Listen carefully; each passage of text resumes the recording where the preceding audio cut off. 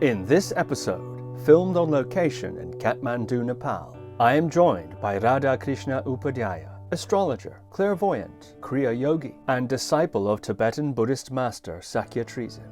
Radha Krishna recalls his birth and childhood in Western Nepal, his formal Brahmanical education and service to great saints, and his initiation into his family's Kuladevata lineage devoted to Mashta Devata. Radha Krishna recounts details of his years in forest retreat, his practice of Kriya Yoga and Advaita Vedanta, the process of purifying these subtle energy channels, and why an encounter with Sakya Trizin radically reoriented his life towards Buddhist practice. Radha Krishna also discusses his own and his family's history of siddhi powers, his encounters with spiritual beings and mysterious forest creatures, describes his special astrological method, and shares 5 observations about the Westerners for whom he has provided divination services. So without further ado, Radha Krishna Upadhyaya. Kora punya arjanko धेरै ठुलो साधन हो. Kora is a very important means of accumulation of merit. त्यसैले तपाईलाई यसले ज्ञान सम्भारमा ठुलो मद्दत गर्छ. And that will eventually help with accumulation of wisdom as well. र अरु कुनै कुराहरु गर्न नसके पनि कोराले गर्दा धेरै व्यक्तिहरु जस्तै पशु पक्षीहरु सम्म मुक्त भएको पनि कुराहरु छ. And even if you are not able to do any other practice, just by the means of the Kora alone, circumambulation alone, people can benefit a lot, even attain liberation.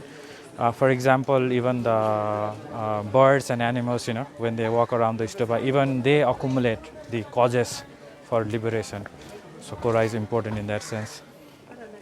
त्यसैले म पनि नियमित नभए पनि धेरै राम्रो पुण्य कर्म भित्र मैले यसलाई बुझेको छु र म मौका परेको बेला गर्छु. And I also circumambulate, maybe not regularly, but whenever there is an opportunity, I do the Kora because I take it as an important way of accumulating merit. I noticed that Panditji stopped at certain places to pour water or bow. What was the reason for that? अनि त्यो कोरा गर्ने क्रममा तपाईँ एक दुई ठाउँमा चाहिँ के भन्छ रोकेर पानी अर्पण गर्नुभयो हैन, अनि त्यो निहुरेर नमन पनि गर्नुभयो हैन, त्यो चाहिँ खास के गर्नुभयो सोतिर? उहाँलाई अनुमोदना, तपाईँ सबै प्राणीहरू तपाईलाई ढोगिरहेको छ, उहाँहरूमाथि करुणा गर्नुहोस् अनि तपाईको कृपा सधैँ भइराखोस् र यो जल जो अर्पण भइरहेको छ यो तपाईलाई सबै अमानुषहरू मानुषहरू सबै तृप्त हुन् भन्ने आशय हो. त्यो चाहिँ भगवान बुद्धलाई रिक्वेस्ट गरेको. So it is a request, it is a homage to the Buddha, and also request to the Buddha that please keep on showering your compassion upon all the sentient beings, and through this offering of the water, may all the humans and non-humans, may the non-humans also be satisfied. That is the intention of offering the water. Does the place itself have a special power, or is it the act of Kora that is the important thing? ठाउँले नै स्वयं अधिष्ठितै ठाउँहरू हो. त्यसको कृपा लिन, त्यसलाई जागरण गर्न, त्यसबाट आइरहेको ऊर्जालाई आफ्नो शरीरमा लिन र आफूमा भइरहेको नराम्रो ऊर्जाहरूलाई या अकुशलहरूलाई चढाउन यो राम्रो माध्यम हो.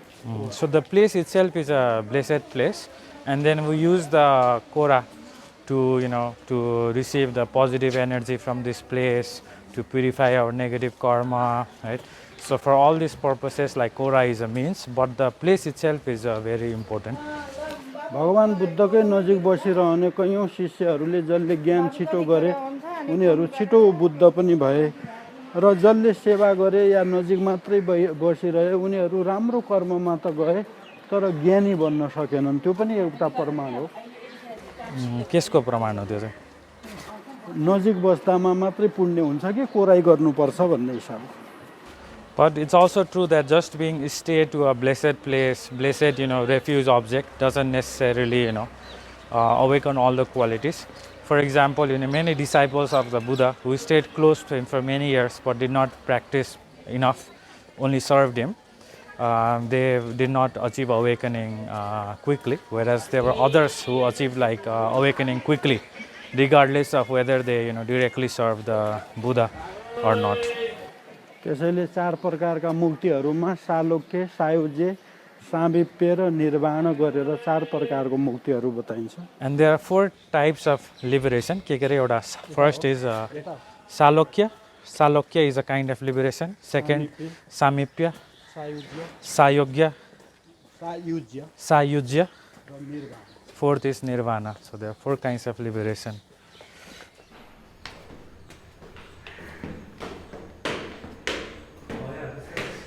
We'll keep going straight there. And I thought this chair here in the corner could be good for Panditji.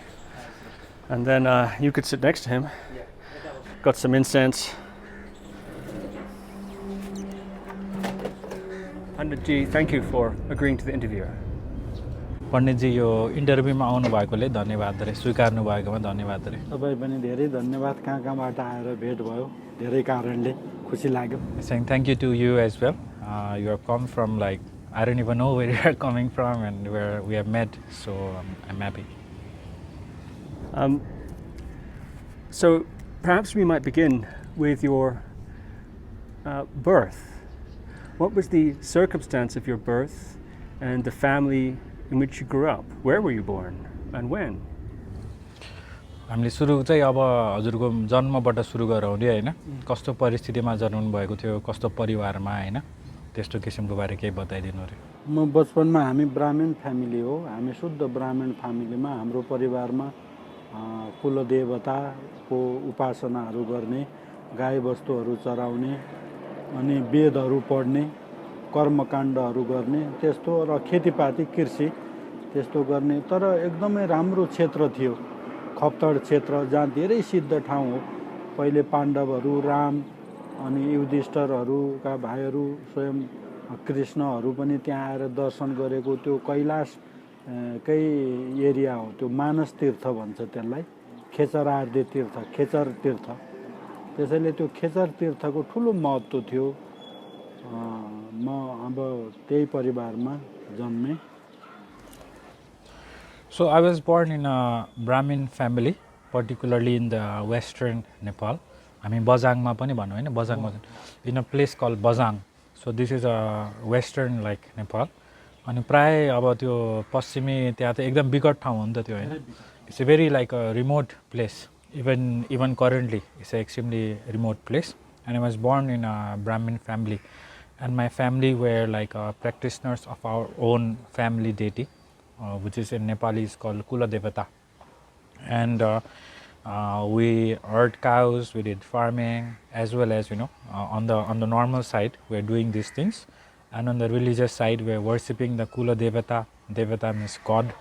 We also recited and studied Vedas, and we did karma kanda. Karma kanda means rituals of different sorts related to our own tradition, and it is a good religious area in general, very good.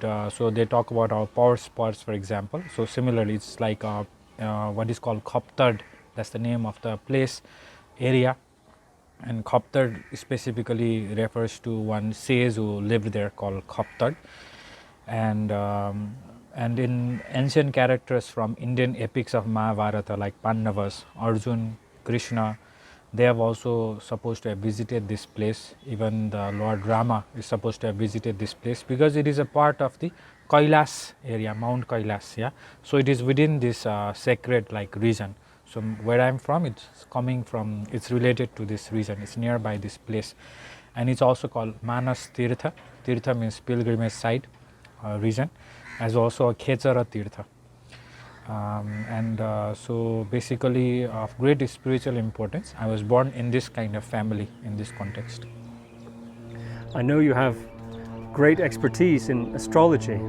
Was there anything of astrological interest regarding your own birth? अब हजुर चाहिँ ज्योतिषमा विशेषज्ञ हुनुहुन्छ अरे हैन, अनि तपाईकै जन्म अबको कुरा गर्दाखेरि पनि केही ज्योतिषीय हिसाबले केही महत्त्वपूर्ण कुरा थियो त यानि अब ग्रहहरूको त्यति बेलाको हुन्छ नि स्थिति अवस्था तपाईँको जन्मदा खालको त्यस्तै केही विशेष किसिमको भने केही अब हामीले व्याख्या गर्न मिल्ने खालको छ त्यस्तो जो सिद्धहरू अर्थात् त्यस्तो व्यक्तिहरू जन्मँदाखेरिको या शुभ सकुन त्यस्तो त केही पनि बताइएको छैन। तैपनि एउटा महाकालको मुख्य तिथि चतुर्दशी तिथिमा म जन्मन गएको छु र त्यति बेला सबै व्यक्तिहरूले हाम्रो परिवारमा जेठो सन्तान बाहेक अरू सन्तानकोमा जन्मोत्सव या त्यो रिचुअल नगर्ने परम्परा थियो। तर मेरो फादरले होइन सन्तानहरू सबै बराबर हो, म यसको पनि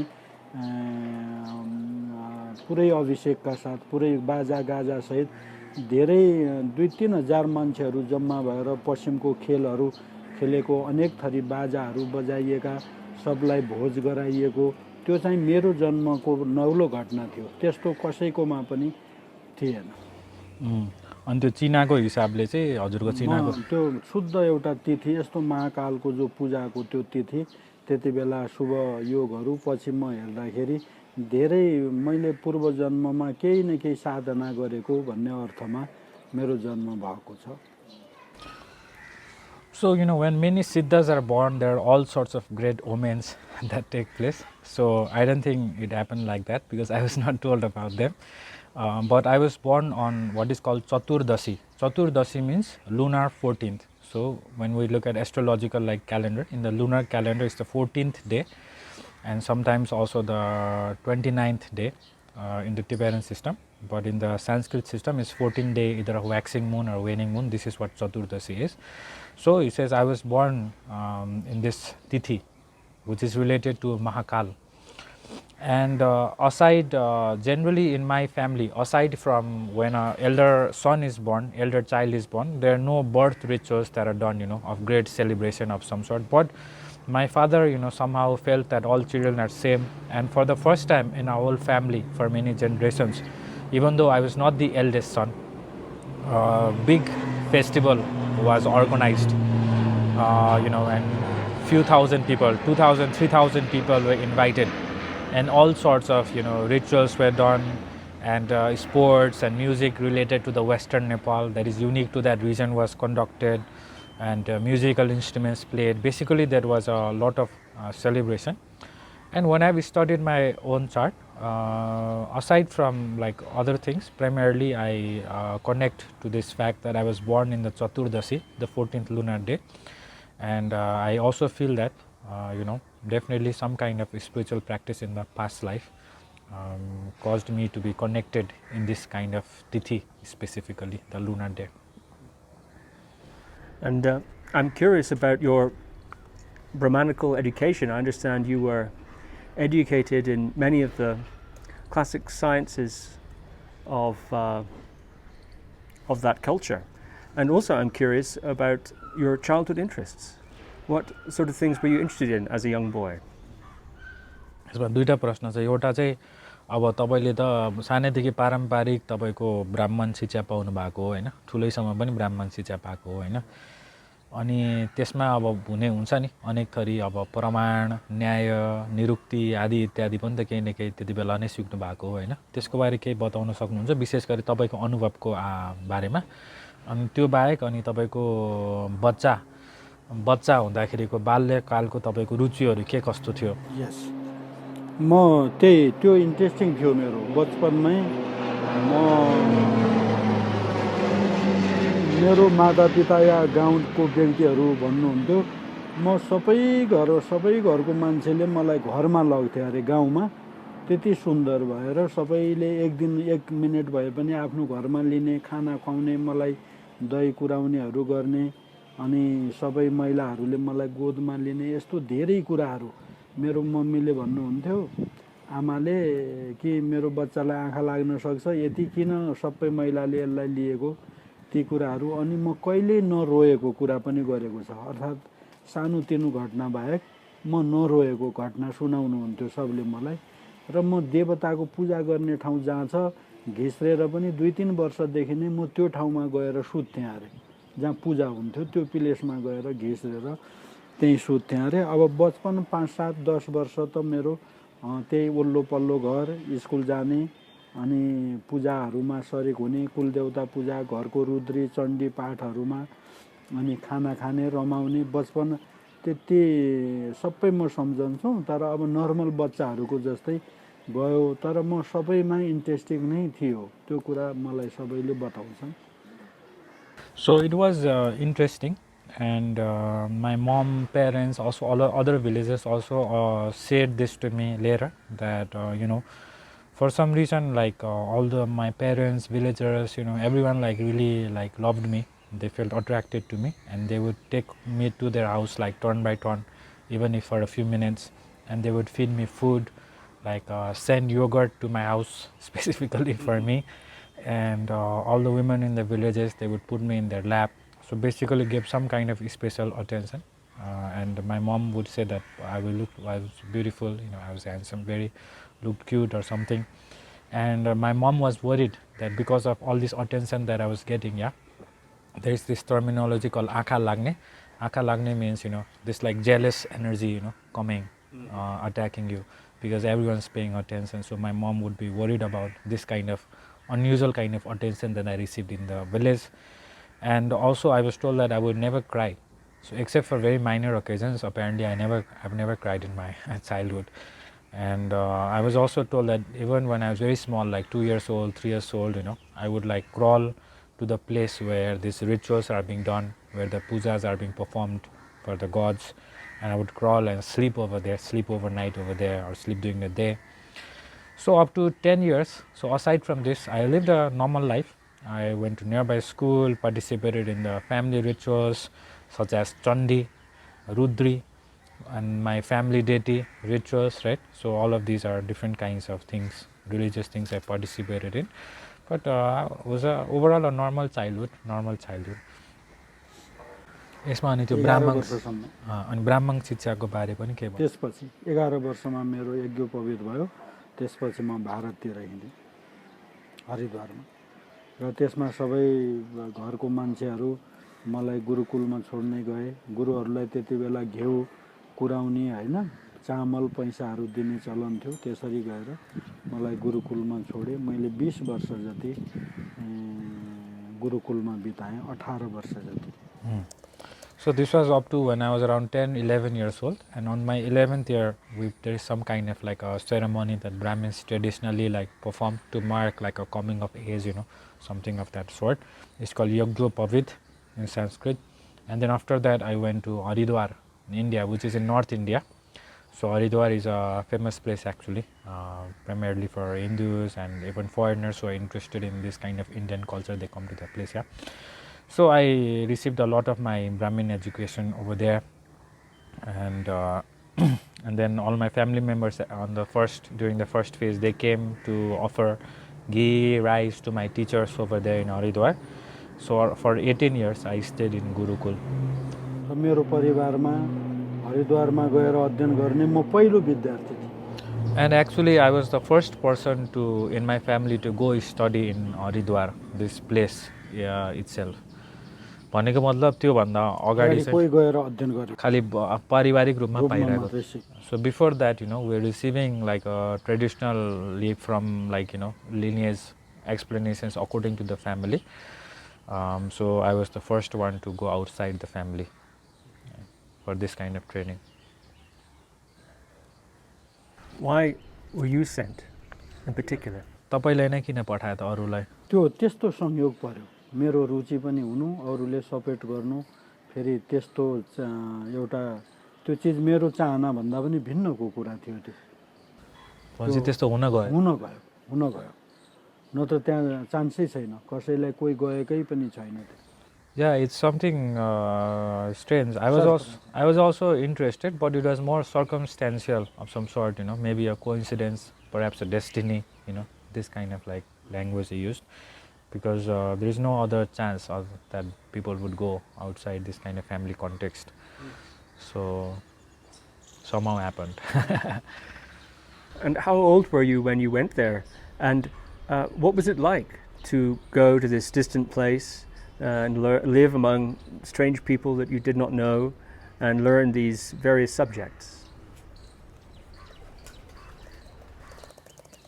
अनि हजुर त 11 वर्ष हुँदा जानुभयो हैन अनि त्यहाँ अब अनेक थरी अनौठो मान्छेहरुसँग बस्नु पर्यो नचिनेको मान्छेहरुसँग हैन त्यसमा हजुरको अनुभव के थियो अनि त्यहाँ अनेक थरी विषयहरु पढ्नु पर्थ्यो हैन त्यसमा पनि हजुरको के अनुभव अथवा कस्तो रुचि के थियो हजुरको दक्षता के थियो त्यस्तो किसिमको सबैभन्दा ठुलो कुरा त्यहाँ महात्माहरूको संयोग नै थियो महात्माहरू पनि कमसेकम वेदान्तमा राम्रो दखल नभएको महात्माहरू गृहस्थैहरूको पीडा त्यो सफरिङ संस्कारहरू त्यो अभावबाटै गुज्रेर सन्यासी बनेको धेरै कथाहरूमा आउँछ उनीहरू पनि अब म बालक ब्राह्मण फेरि सुन्दर थिएँ सबैको प्यारो थिएँ सबैलाई फेरि सेवा गर्थेँ कसैको कपडा धोइदिन्थेँ कसैको किताबहरू मिलाइदिन्थेँ कसैलाई चिया पुर्याइदिन्थेँ गाईहरूलाई खानेकुराहरू हालिदिन्थेँ कहिले भान्सामा गएर रोटीहरू पकाउन सहयोग गर्थेँ हाँसिरहन्थेँ अनि मिठो मिठो मैले खान पाउँथेँ अनि सबैले मलाई बच्चा रूपमा धेरै माया गरे अब 14-15 वर्ष नभएर 2-3-4 वर्ष त त्यति रमाइलो खाने र रमाइलोमा नै बित्यो त्यसपछि मात्र मैले अनि ज्ञान अध्ययन स्कुलहरू सबै कुराहरू फेरि सुरु गरेँ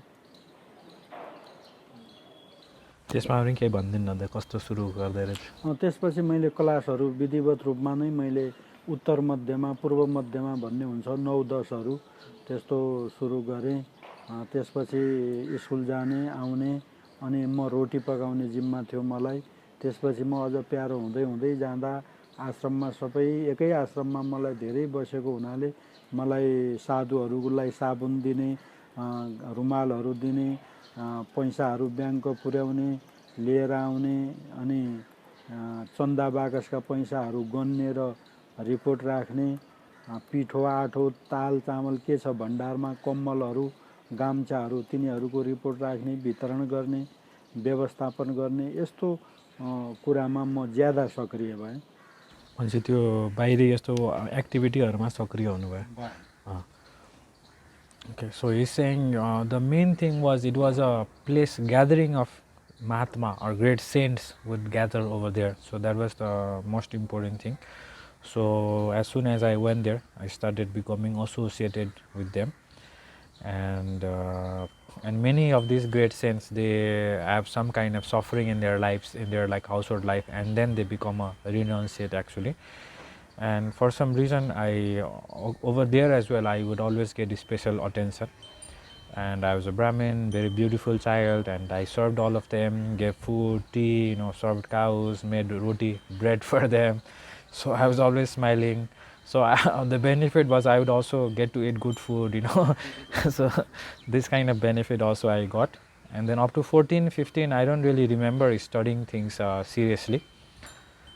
Just associated with all these people over there and listened to them, but didn't study anything seriously. And then after that, I started studying seriously. But my activity of continuing to serve people, serve these saints, did not stop. In fact, I was given more and more responsibility of this sort. So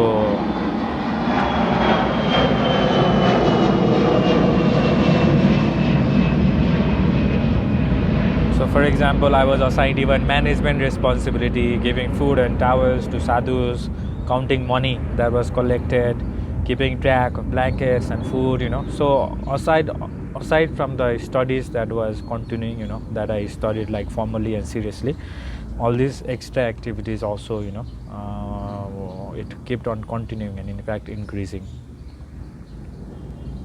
And which subjects did you study?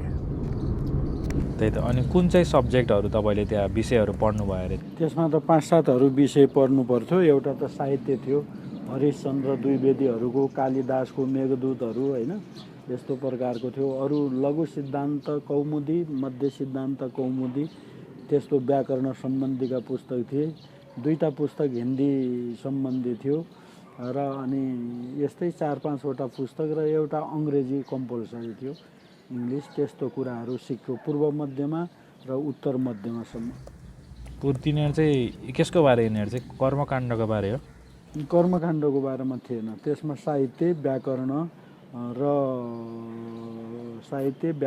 र इतिहास अनि यसमा अनि यो के भन्छ मैले उसको तर्फबाट सोधेँ यो 11 वर्ष अगाडि पनि त हजुरबासँग पनि त तपाईँले धेरै दीक्षाहरू लिनुभएको थियो त्यो त व्रतबन्धकै बेला त धेरै कुरा ए त्योभन्दा अगाडि पनि लिनुभएको थियो जो चाहिँ परिवारको कुराहरू होइन ज्योतिष आदि सबै किसिमको ज्योतिषहरू भयो श्लोकहरू भयो कुलदेवता विधान पूजा विधान भयो अनि कुलदेवताहरू देवीहरू नाग यिनीहरूको के भूमिका हो किन मण्डल भूमिका छ यी कुराहरू पहिले नै ग्रान्डफादरले सिकाउनु भएको थियो त्यसमा दीक्षाहरू पनि लिइसक्नु भएको दीक्षाहरू पनि थियो okay so he's saying so over there like the primary subjects are a part of traditional curriculum so primarily it is literature and grammar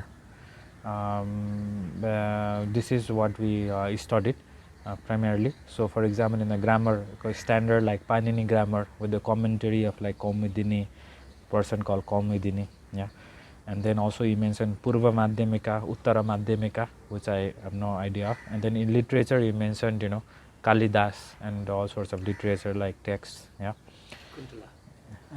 Sakuntala. And also he also studied Hindi and English as well.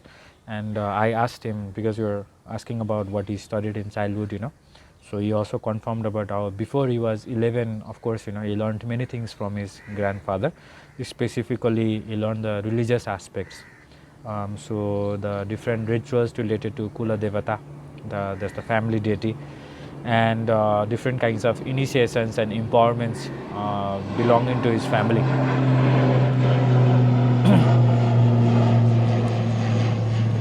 So he says, I also received different kinds of empowerments and initiations from my grandfather, even before 11, and he also explained to me about astrology from my own traditional like lineage, and he talked about the role of Naga, Yakshas, these different kinds of gods within a religious context, and he also transmitted to me different like necessary like mantras. So all these kinds of very specific things related to the family, I received most of them before I was 11 from my own grandfather. Could you say something about the family's religious life and who is Kuladevata and how did you worship Kuladevata or propitiate Kuladevata? What were the rituals and various things that were to be done?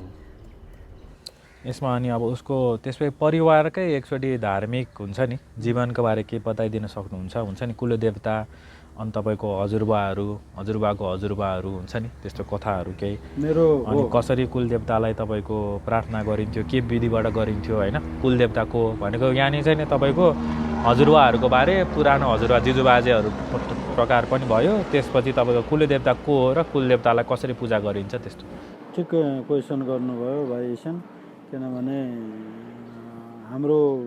हामी कहाँबाट आइरहेको वंशावली नै खोज्दाखेरि पनि हामी रुस France German हुँदै पुस्ताहरू आएर भारत तिब्बतहरूका ठाउँ हुँदै फेरि हामी पश्चिम नेपालमा बसेको त्यस्तो देखिन्छ भारतको पनि गुजरात राजस्थान कश्मीरहरू यता तिब्बतको खार भ्याली हुँदै खस प्रान्त हुँदै हामी जुम्ला हुँदै बजाङ पसेको इतिहास छ र हामी अयावर या फिरन्ती जातिभित्र मान्न मिल्छ प्राय जस्तो क्षेत्री ब्राह्मणहरू र जसले पशु पंक्षीहरू अनि सूर्य आगोहरूलाई सँगै बोक्ने सूर्यको उपासना गर्ने हैन जलको उपासना गर्ने वनस्पतिहरू पहाड पर्वतहरूलाई पुज्ने अनि गाई बस्तुहरू सकभर तिनलाई पाल्दै बोक्दै हिँड्ने अब त्यति बेला कृषिको पनि त्यस्तो थिएन र आफ्नो बालबच्चाहरू जहाँ बस्यो अनि त्यही देवता बोक्ने त्यो त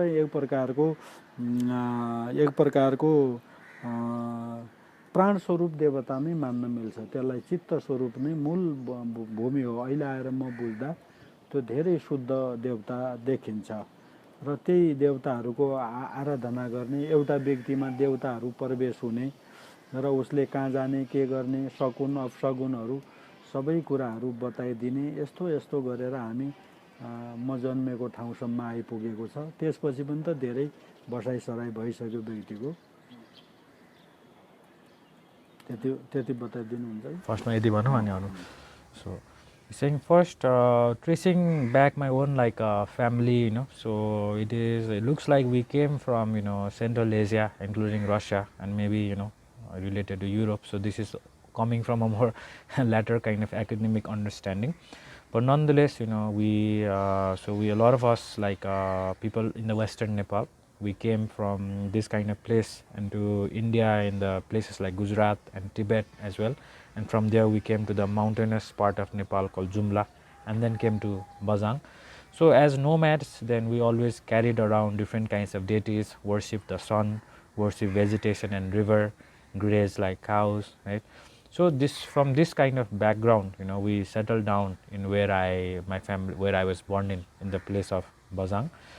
And it looks like, you know, in my own like analysis and experience as well, the deity Mashta deity, which I will say more about later, is definitely a very pure deity, and someone who we could say is the original, you know, someone who has a, I think he meant to say like who is a very pure and is the word what Mula Bhumi. So someone who is of a pure ground. So he used this kind of word right now, yeah. And then the deity actually enters, you know, the selected person, and then they decide, you know, the deity themselves decide, you know, where to go, what are the omens, you know. So from this kind of context, that is how we came to settle down in the Bazang, because it's like the deity himself like decides, you know, where to go, what to do collectively as a society, you know, as a family. So this is the context of the actual like religion like practice in the family. So he has more to say. हजुर अब यो र जसरी अहिले सबैले ज्ञानहरू व्याकरण सूत्र किताब पुस्तकहरू लिएर एउटा गुरु बनेर सबैलाई हित गरिरहनु भएको छ, तर अब त्यति बेला त्यस्तो थिएन। व्यक्तिमा सूत्र सिद्धान्त व्याकरण कम थियो होला। अब त्यही स्वरूप फेरि एउटा व्यक्तिमा आवेश भएर गुरु रूपमा सबैलाई सगुण अपसगुणहरू, दुःख सुख, रोग व्याधहरू निवारक, सन्तान प्राप्ति, गाई वस्तुहरू राम्रो हुने, कुन ठाउँ बस्ने, कहाँ लक्षण छ, यस्तो धेरै कुरा बताइरहेको हुन्थ्यो। अब लामो समय जहाँ बस्यो त्यहाँ फेरि उहाँलाई एउटा मण्डप बनाउँछ। मण्डप भनेको उहाँको मण्डलहरू बनाउने, सबैले गाई वस्तुहरू बाट दुहेका दुध दही घिउ कुराउनीहरू लिएर चढाउने, सेलपुरी चढाउने, होइन, नाचगान गर्ने, बाजाहरू बजाउने, अनि उहाँबाट वाङ अभिषेकहरू लिने, दीर्घायुहरूको त्यस्तो लिने, काम आफ्नो के काम तपाईलाई चाहिएको छ त्यो काम लिने, यस्तो प्रकारको रीतिरिवाज छ। अब त्यो देवतालाई हामी कहाँ त मष्ट देवता भनेर मानिरहेको छ। भित्री रूपमा उहाँ ज्ञान गुरु हो।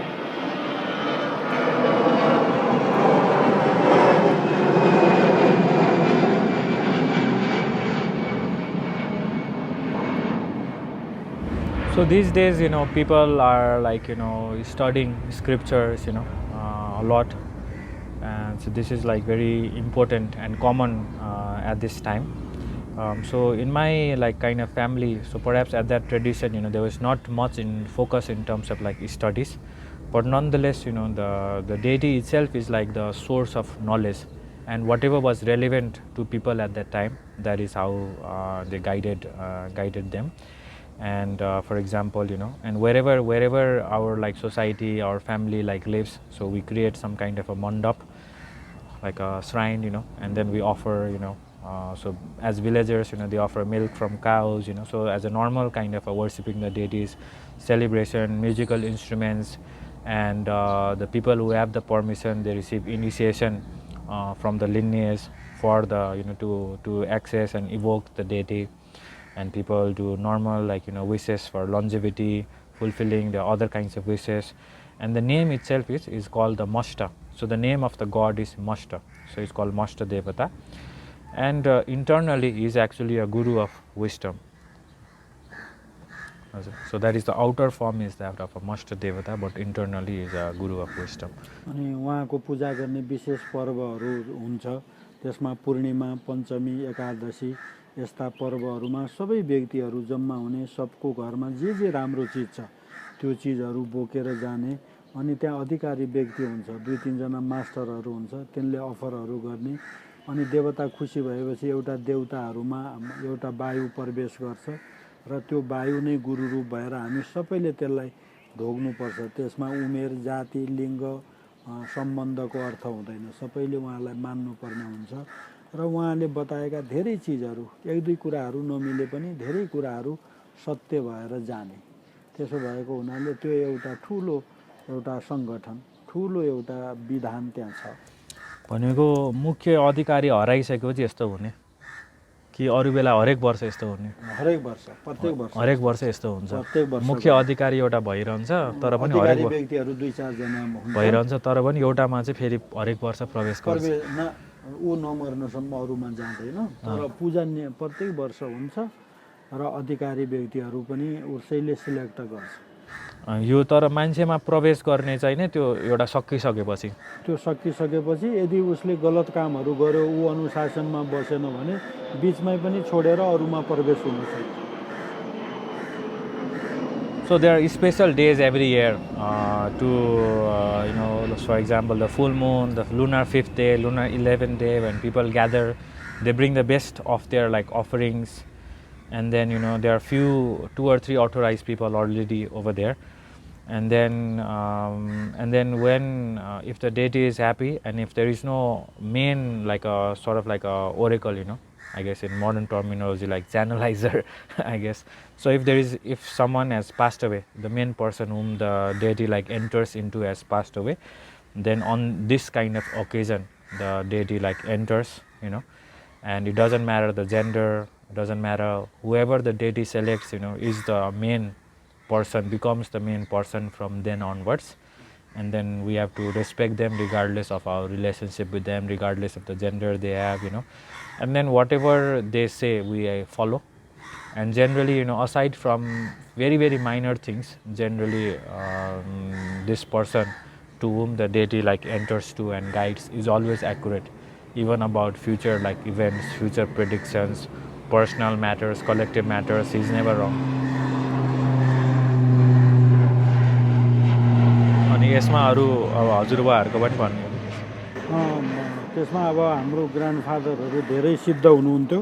उहाँ त्यो मास्टर हो, कुलदेवता सम्बन्धी अधिकारी व्यक्ति हो, जसमा देवता आवेश हुन्थ्यो। उहाँ त यस्तो सिद्ध हुनुहुन्थ्यो कि उहाँ त्यो उडेर पनि हिँड्नुहुन्थ्यो। मैले त देखेन, त्यस्तो भन्नुहुन्छ धेरै व्यक्तिले। अहिले पनि मेरो गाई बस्तुहरूसम्म बाघले हेर्थ्यो, बाघहरू हाम्रो मान्छेले हेर्दैन थियो, त्यस्तो थियो। अनि खेतमा खन्न जाँदा खेत खन्नु थियो ल भोलि भनेर के मन्त्र सिद्ध गर्नुहुन्थ्यो अरे, दोस्रो दिन खेत खनेको हुन्थ्यो अरे। त्यस्तो प्रकारको सिद्धि भएको। तर उहाँ कसैको हातको नखाने होइन, धेरै भोगविलासमा पनि नबस्ने, आफ्नो शुद्ध बस्ने। उहाँ बस्ने घरमा कोही पनि जान मिल्दैन थियो र गाउँमा केही गरेर मान्छे बित्यो, कुनै रज भएको महिलाहरू छ, सुतक पर्यो, बच्चाहरू जन्म्यो भने त्यति बेला उहाँ अरू कुनैको हातको पनि पानी पिउँदैन हुन्थ्यो। त्यस्तो क्रिया योगमा धेरै राम्रो शुद्ध भएको व्यक्ति थियो र उहाँ पछि देवताहरू अरूमा सर्दै पनि गए। तर अहिले त्यस्तो अचम्मको शक्ति त हालसाल सुन्न पाइँदैन। तर मेरै जीवनकालमा पनि मलाई देवताले गोदमा हालेर आह्वान गरेको छ। म 2-3 वर्षको छँदा देवताका त्यो आह्वान हुँदा मलाई काखमा बसालेको छ। त्यो पनि एउटा प्रमाण हो। अनि त्यहाँ एउटा पूजा गरिरहेकै व्यक्तिले एक दिन जङ्गलमा पानी सफा छ भनेर पोखरीको पानी ल्याएर त्यहाँ पूजा लगाउँदाखेरि देवताले थाहा पाएर म अबदेखि तिम्रो हातको खाना खाँदैन भनेर त्यो वर्षदेखि त्यो व्यक्तिले पूजा गर्न पाएन, बितेर गयो। त्यो दोस्रो प्रमाण छ। अर्को कुरा, म यहाँ पशुपतिबाट जल लिएर गएको, कुलदेवताको पूजामा अभिषेक गर्ने चलन छ। त्यो जल मेरो कैलालीमा गएर पोख्यो गाडीमा। अनि मलाई दिक्क पनि लाग्यो, देवता रिसाएछन् कि के भयो, मेरो कुरा स्वीकारेन भन्ने थियो मनमा। म घर पुगेर कपडाहरू चेन्ज गरेर नुहाएर फिट भएको थिएँ। सबै त्यहाँ पूजामा बसेका छन् भनेर म पूजामा गएको। देवताले मलाई देखेर हाँसेर, किन चिन्ता गरेको, मलाई त्यो जल चाहिँदैन, मलाई खप्तडको जल भए पुग्छ, आऊ बस भनेर मलाई गरेको बाटो त म त अचम्मित भएको छु। त्यो देवता भन्नाले त्यति बेलाको त्यो प्रवेश गरेको व्यक्ति उसैलाई नै देवता भन्नुभएको हो होइन त्यति बेला पनि। अनि तपाईँ सानो हुँदा चाहिँ हजुरबा नै काखमा राखेको, त्यस्तो राखेको। Okay. So and then talking more about my own like family, yeah. So my grandfathers were like siddhas, accomplished like people. So my own grandfather was the main like priest upon whom the Mashta like Devata had selected him as the main conduit for the whole like village, and it is said that he was an extremely accomplished person. And even my father says that he could even like so I unfortunately I couldn't see, but he could like even fly, levitate and fly to different places. And then in my family, and this even like old villagers, all old villagers like say this, that the like how they're like shepherd dogs. So instead of that, there was like the local like tigers and leopards, so they were the protectors. So my grandfather had tamed the local like tigers and leopards, who would like protect the cows and herd the cows. And then whenever we had to like, let's say like farm the land, then my grandfather, like when everyone else was busy preparing for that, my grandfather would just spend all day long doing some kind of recitation, and the next day the whole like farm would have this work would have already been completed. So there are endless stories like this actually. Some of them I personally experienced, some of them, a lot of them, which my father, my villagers have told me again and again. And then his conduct though is like based on external purity. So it seems related to Kriya Tantra of Vajrayana Buddhism, where he doesn't eat what other people give him. His limits completely of limiting sensual pleasures, and other people cannot go to his place of residence. And then if women are menstruating or pregnant, then he cannot accept water from them. So recently I haven't heard of that many amazing incidents like this, but in my own lifetime there are a few incidents that are like some kind of a strong evidence of the power of the deity. And out of many of them, one particular example is when this particular person who was a conduit of the main conduit of the Mashta Devata, he did some kind of mistakes for the ritual, and then after that the deity apparently like left the body, and then told prophesied in some way that he would like now come to another person, and this all the villagers somehow like know about. And then second thing is when I took water from like Pasupati to offer it back to my village, so when I reached the neighboring district, this bottle like somehow fell and scattered. So I was very like unhappy, and I felt that perhaps the deity is like unhappy with me, So I had this kind of feeling. But when I showered and then I changed clothes and I went to the main ritual, the main priest, yeah, upon whom the devata like sits down during this kind of ritual, they had already known that I had already brought some kind of water from Pasupati, and it spilled, and he reassured me, you should not worry, because what I need is the water from Khaptar, not from Pasupati. That is sufficient, more than sufficient. So he reassured me in this way, and he knew about what had happened on the way. So many incidents like this, which is still can be taken as an evidence of this deity. ठुलो हामी ब्राह्मण परिवारमा पश्चिममा hello जोत्ने चलन थिएन, गोरुहरू जोत्दैन्थ्यो पृष्ठले, सकभर हामी सबैले त्यसमा पनि। अनि त्यो गाईबस्तुको मल जो खेतमा हाल्नु पर्थ्यो, त्यति बेला त अरू आधार थिएन, डोकोमा नाम्लोमा शिरमा लाएर बोक्नु पर्थ्यो, त्यो पनि उसले गर्दैन्थ्यो। अनि खेती किर्सानी अरूको भाँडा मल्ने भारी बोक्ने काम उहाँलाई गराइदिन्थ्यो।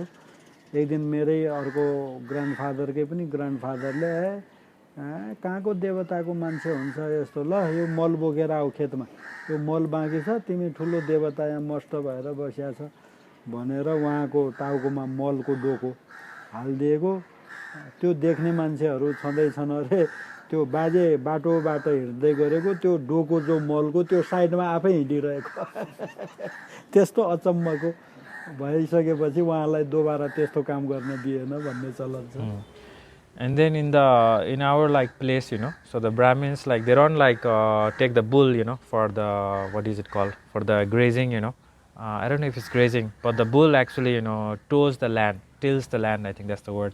So they don't do that, but we put cow like dung and manure anyways. And generally the main like priest is never asked to do this kind of thing, do this kind of labor work.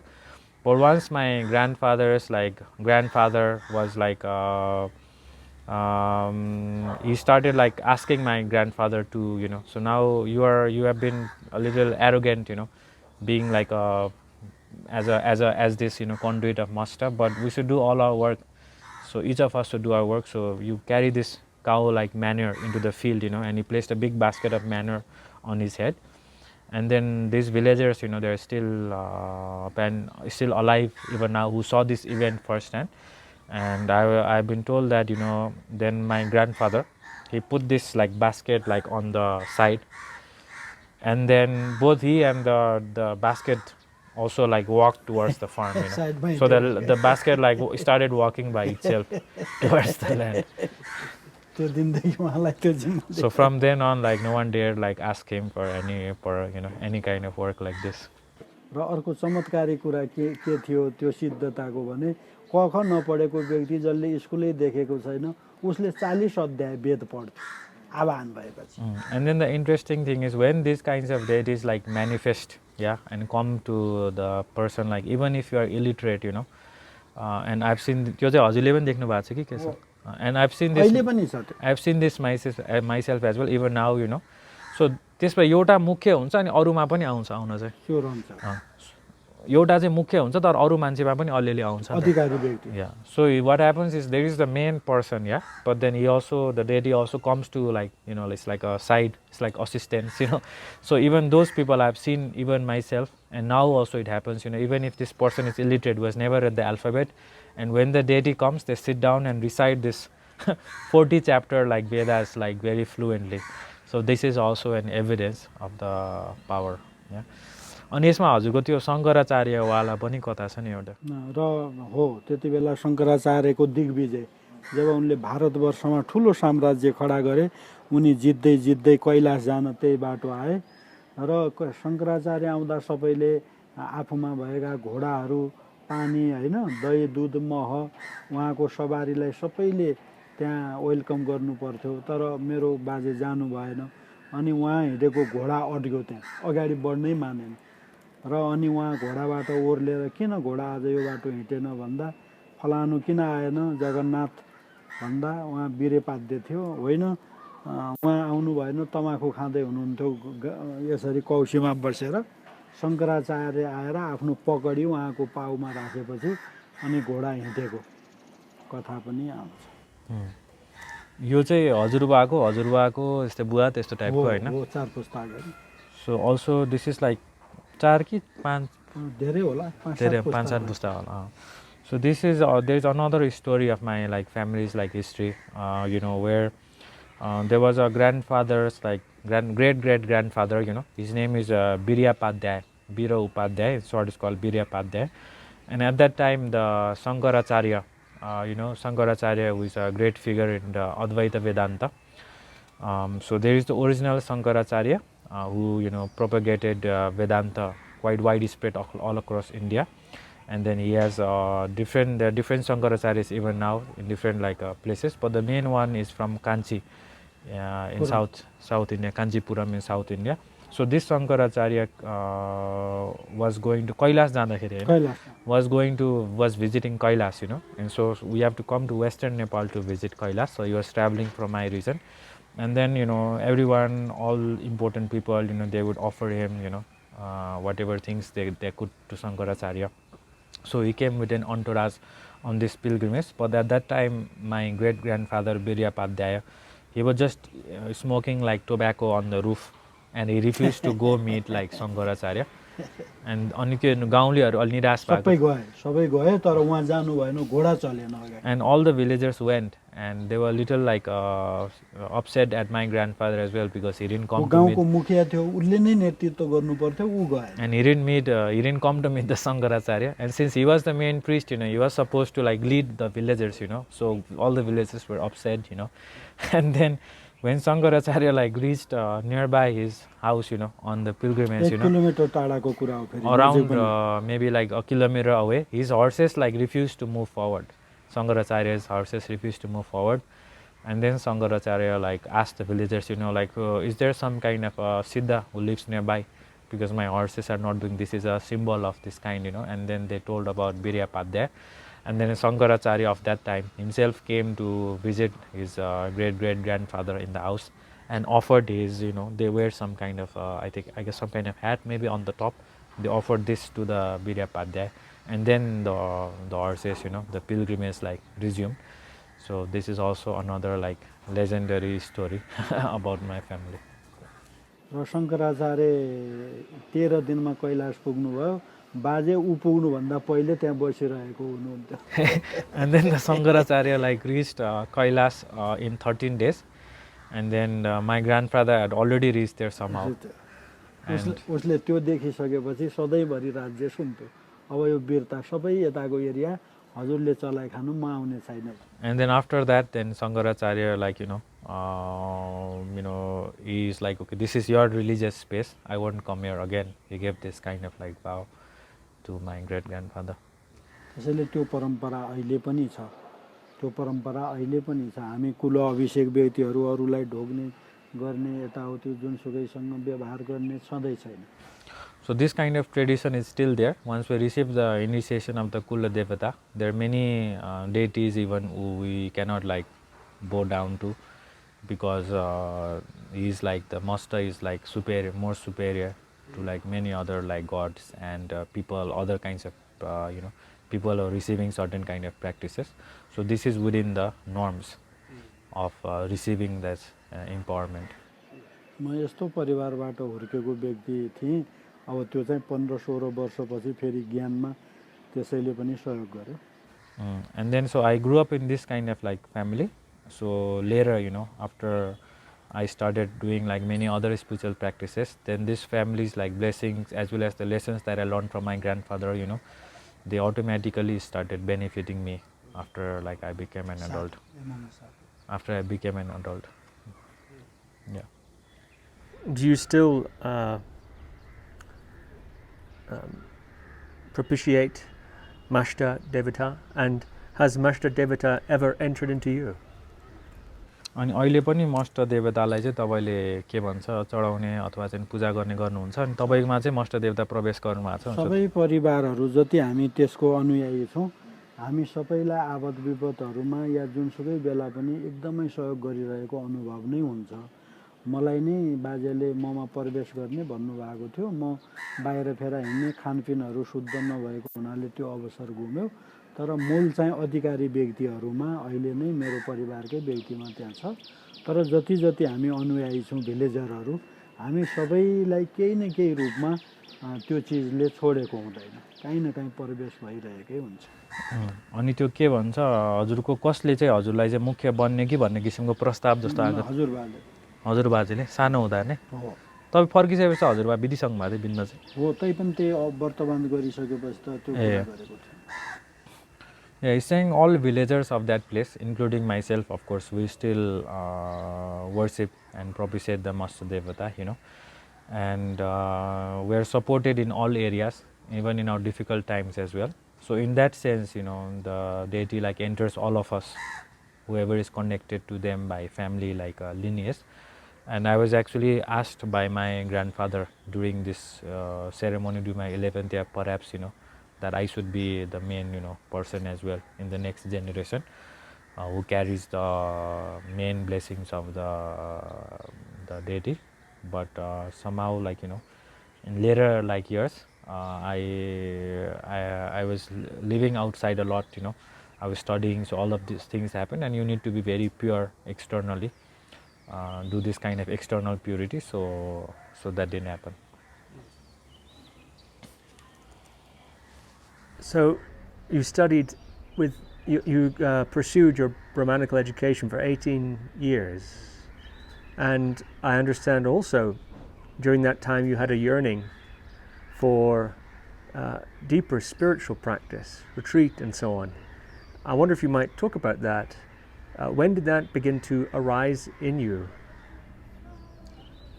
अनि यो अब यो अध्ययन गर्ने क्रममा चाहिँ तपाईलाई चाहिँ अझै पनि गहिरो अध्यात्ममा जानको लागि चाहिँ हैन कहिलेदेखि चाहिँ नि यस्तो तपाईलाई आयो मनमा हैन जुन त्यो भगीरथी जङ्गलमा ध्यानहरू गर्नुभयो होइन, यस्तो किसिमको चाहिँ कहिलेदेखि तपाईँलाई साँच्चीकै अध्यात्ममा गइरहनुपर्छ भन्ने चाहिँ कहिले आयो भने? हो, म जब आश्रममा 4-5 वर्ष रमाइलो गरेर बितेँ, मेरो परम्परा त यस्तो थियो, काहीँ न काहीँ देउताले मलाई सबै कुरामा होइन सजेसहरू गरेको, नेतृत्व गरिरहेकै थियो। अनि मलाई त्यसपछि चाहिँ म अलिकति सचेत भएँ। नाफा नोक्सान, आफ्नो पराए होइन, दुःख सुखहरू यस्ता चिजहरूमा धेरै अनुभव हुन थाल्यो। केही नेपाली विद्यार्थीहरू पनि त्यहाँ आएर जमघटहरू पनि बढ्यो होइन, घुम्न जाने, मस्ती लिने। अनि अरू आश्रमहरूबाट पनि हामीलाई पाठ गर्न बोलाउन थाले विद्यार्थीहरू, हामीलाई चाहियो भनेर। यानि कि म त्यति 11देखि म 12-13 वर्षकै उमेरमा पनि म साक्य ट्रिजिनबाट मैले वाङ लिएको छु देहरादुनमा। म सबभन्दा प्यारो व्यक्ति थिएँ। गुम्बाबाट विद्यार्थीहरू माग्थ्यो, मेरो नाम सिलेक्ट हुन्थ्यो, अनि हामी 3 जना जान्थ्यौँ। अनि त्यसपछि हाम्रो आश्रमले त्यहाँका भएभरका मठका मुख्य महात्माहरूलाई बोलाएर खाना खुवाउने, भागवतहरू पढ्ने, त्यहाँ योग वशिष्ठहरू पढ्ने, गीताहरूको अर्थ खुलाउने, अष्टवक्र गीताको कोमल गीताहरू, अनि यिनीहरू पुस्तकहरू, शङ्कराचार्य कृत, अरू अद्वैत वेदान्तहरूको क्लासहरू सुरु भए। त्यसमा म उहाँहरूलाई टेबलहरू मिलाइदिने, पानीहरू राखिदिने, उहाँहरूलाई चाहिएको चिया नास्ताहरू एरेन्ज गर्ने, फलफुल काटिदिने, त्यो टिममा परेँ। त्यसरी जाँदाखेरि मलाई उनीहरूसँग मलाई त हिन्दी भाषा राम्रो आइसकेको थियो। त्यसपछि अलिअलि ज्ञानको चेष्टाहरू बढ्दै गयो। अनि आश्रमको बाहिर एकदमै माग्ने मान्छेहरू बस्ने, अनि आश्रमको मुख्य व्यक्तिले उनलाई हट उता जाऊ यहाँ भन्ने। मलाई लाग्थ्यो यो आश्रमहरू त किन विश्वका यति मानिसहरू धर्मका नाउँमा यहाँ हलाल भइरहेका छन्, के छ त यसमा पावर, किन व्यक्तिहरू यो शक्ति नभएर यसरी समर्पण भइरहेका छन्। तर यदि यो असहायहरूका लागि आश्रम हो भने त यहाँ त मागी खाने मान्छेलाई निकालिरहेको छ, अरू धनपतिहरू होइन, सबै ठुल्ठुलो मान्छेहरू, तिनीहरूलाई वेलकम गर्ने, चढाउने मान्छेलाई। मलाई त्यो कुरा मन पर्दैन थियो। अनि त्यसपछि मलाई धर्मको पुण्य पनि बढ्दै गयो, सँगसँगै वैराग्य पनि बढ्दै गयो। त्यसपछि म भागीरथी जङ्गलकोमा जाने, आश्रमको काम सकेर 1-2 घन्टा 5-6 घन्टा मजाले ध्यान गर्ने, त्यो खोलाको पानी बगेको, चराहरू कराएको जङ्गलमा कोही नबोल्ने ठाउँहरूमा त्यस्तो गर्दा गर्दा एक दिन म पानी पिउने हिसाबले मैले त्यो पुरै जटा खोलामा बगिरहेको व्यक्ति माथि धेरै 10-20 फिट माथिबाट व्यक्ति आँखा टुलु टुलु हेलिरहेको र मलाई आशीर्वाद दिइरहेको देखेँ। व्यक्ति जिउँदै थियो, मजाले आँखाहरू थिए, नङहरू उनको बाडेर खोलामा आइसकेको थियो, जुङ्गाहरू र रौँहरू रुखका बोटहरूमा गइसकेको। त्यस्तो व्यक्ति केही पनि बोल्नु भएन, आँखा झिम्काउनु भयो, मलाई धन्यवाद भन्नुभयो, हात पानीबाट उठाएर आशीर्वाद दिनुभयो। र दोस्रो दिन मैले मेरा साथी लिएर प्रमाणको लागि जाँदा त्यो ठाउँ रित्तो थियो, केही पनि थिएन। त्यो दिनको शक्तिपात नै मेरो जीवनको ठुलो ट्रान्जिट पोइन्ट थियो। So over the course of all these years, even as a small child, the first thing is my family, like tradition, my family deity, like always supported me in all sorts of circumstances. And then, as I became older, I was becoming cautious of profit and loss, as in I think it's talking about virtues and non-virtues, became associated with more and more Nepali people as well. So basically I was becoming mature, and people from outside would also invite us for reciting different texts that Brahmins traditionally like recite in people's houses. And then additionally when I was 11 through 13, so I was selected by my ashram. There were 3 of us. We were selected the best, who the students were most liked in the ashram. We were selected to go receive a lot of empowerments from His Holiness 41st Sakya Trizin, because he was nearby, and they would send invitations to the ashram that this and this teacher of the Tibetan tradition is there. So even though our ashram, maybe they were not sure, but they would, because they would they sent us to receive all sorts of empowerments and teachings. This happened for 2 years when I was very small. And then in the main ashram as well, as I said earlier, many great saints would come and they would debate with each other. They would converse with each other about Yoga Vasishta, Ashtavakra Gita, Komala Gita, Shankaracharya's like commentaries and writings. So all sorts of scriptures and spiritual teachings they would discuss about. And when I would offer water, food to them, I would listen to them. And in this way as well, I learned a lot actually. So both my knowledge also increased and my merits also increased. And then I also started putting some efforts, to learn more. And then I also dislike the fact that sometimes, many times in the ashram, beggars and people who did not have enough money, they were like rejected, So I would feel very unsatisfied about it. And wealthy people would come and they would be like welcomed and respected, given good food and bedding. So I really dislike that. I wonder like what's the point of all this dharma if people are treating it like this. And so I then started going outside the ashram as well because of this kind of dissatisfaction from spending on solitary time on meditation. So I would go to like Bhagirathi, the forest of Bhagirathi forest after the ashram, like primary regular ashram timing, and then I would just listen to the flow of the water, the birds. So this was my object of concentration and meditation.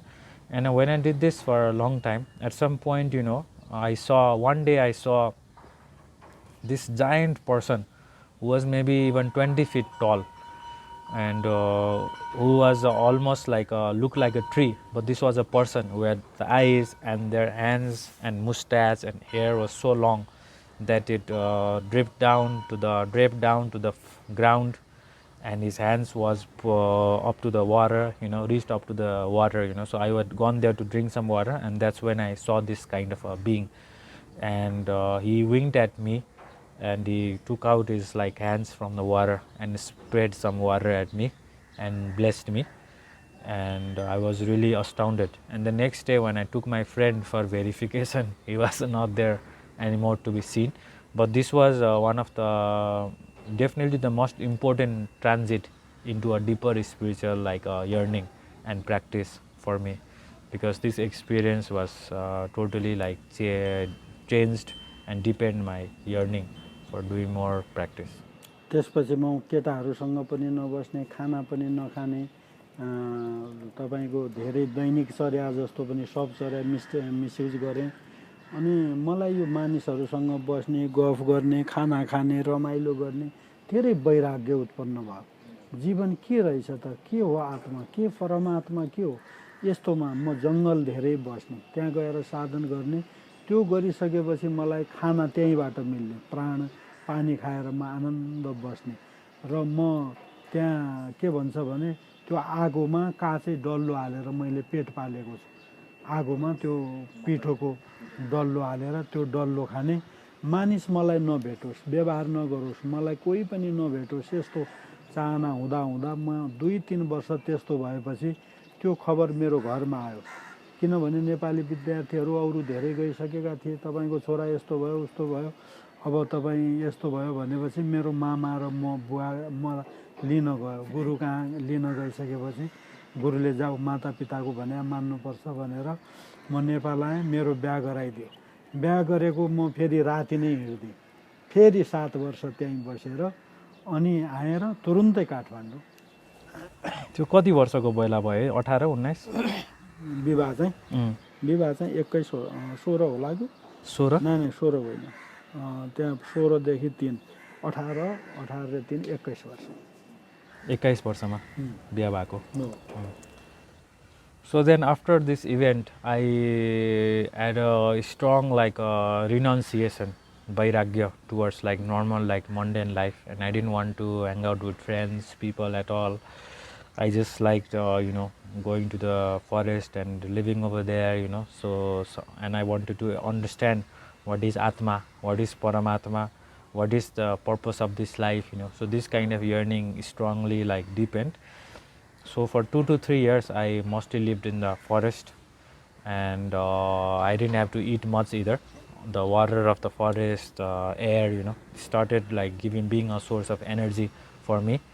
And I ate only like every day I would just put some kind of flour and put it in the fire, and once it got heated, like I would eat that, and that would be sufficient for me.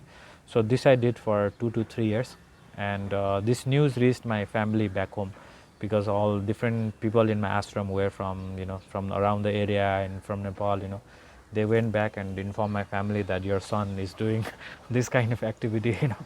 So my father and my maternal uncle came from and sought permission from my teacher to like take me back home, and my guru like called upon me from the ashram and told me to obey my parents, because it's not good to disobey parents. That is the culture. So when I came back, I think it was around 21 years old, they got me married.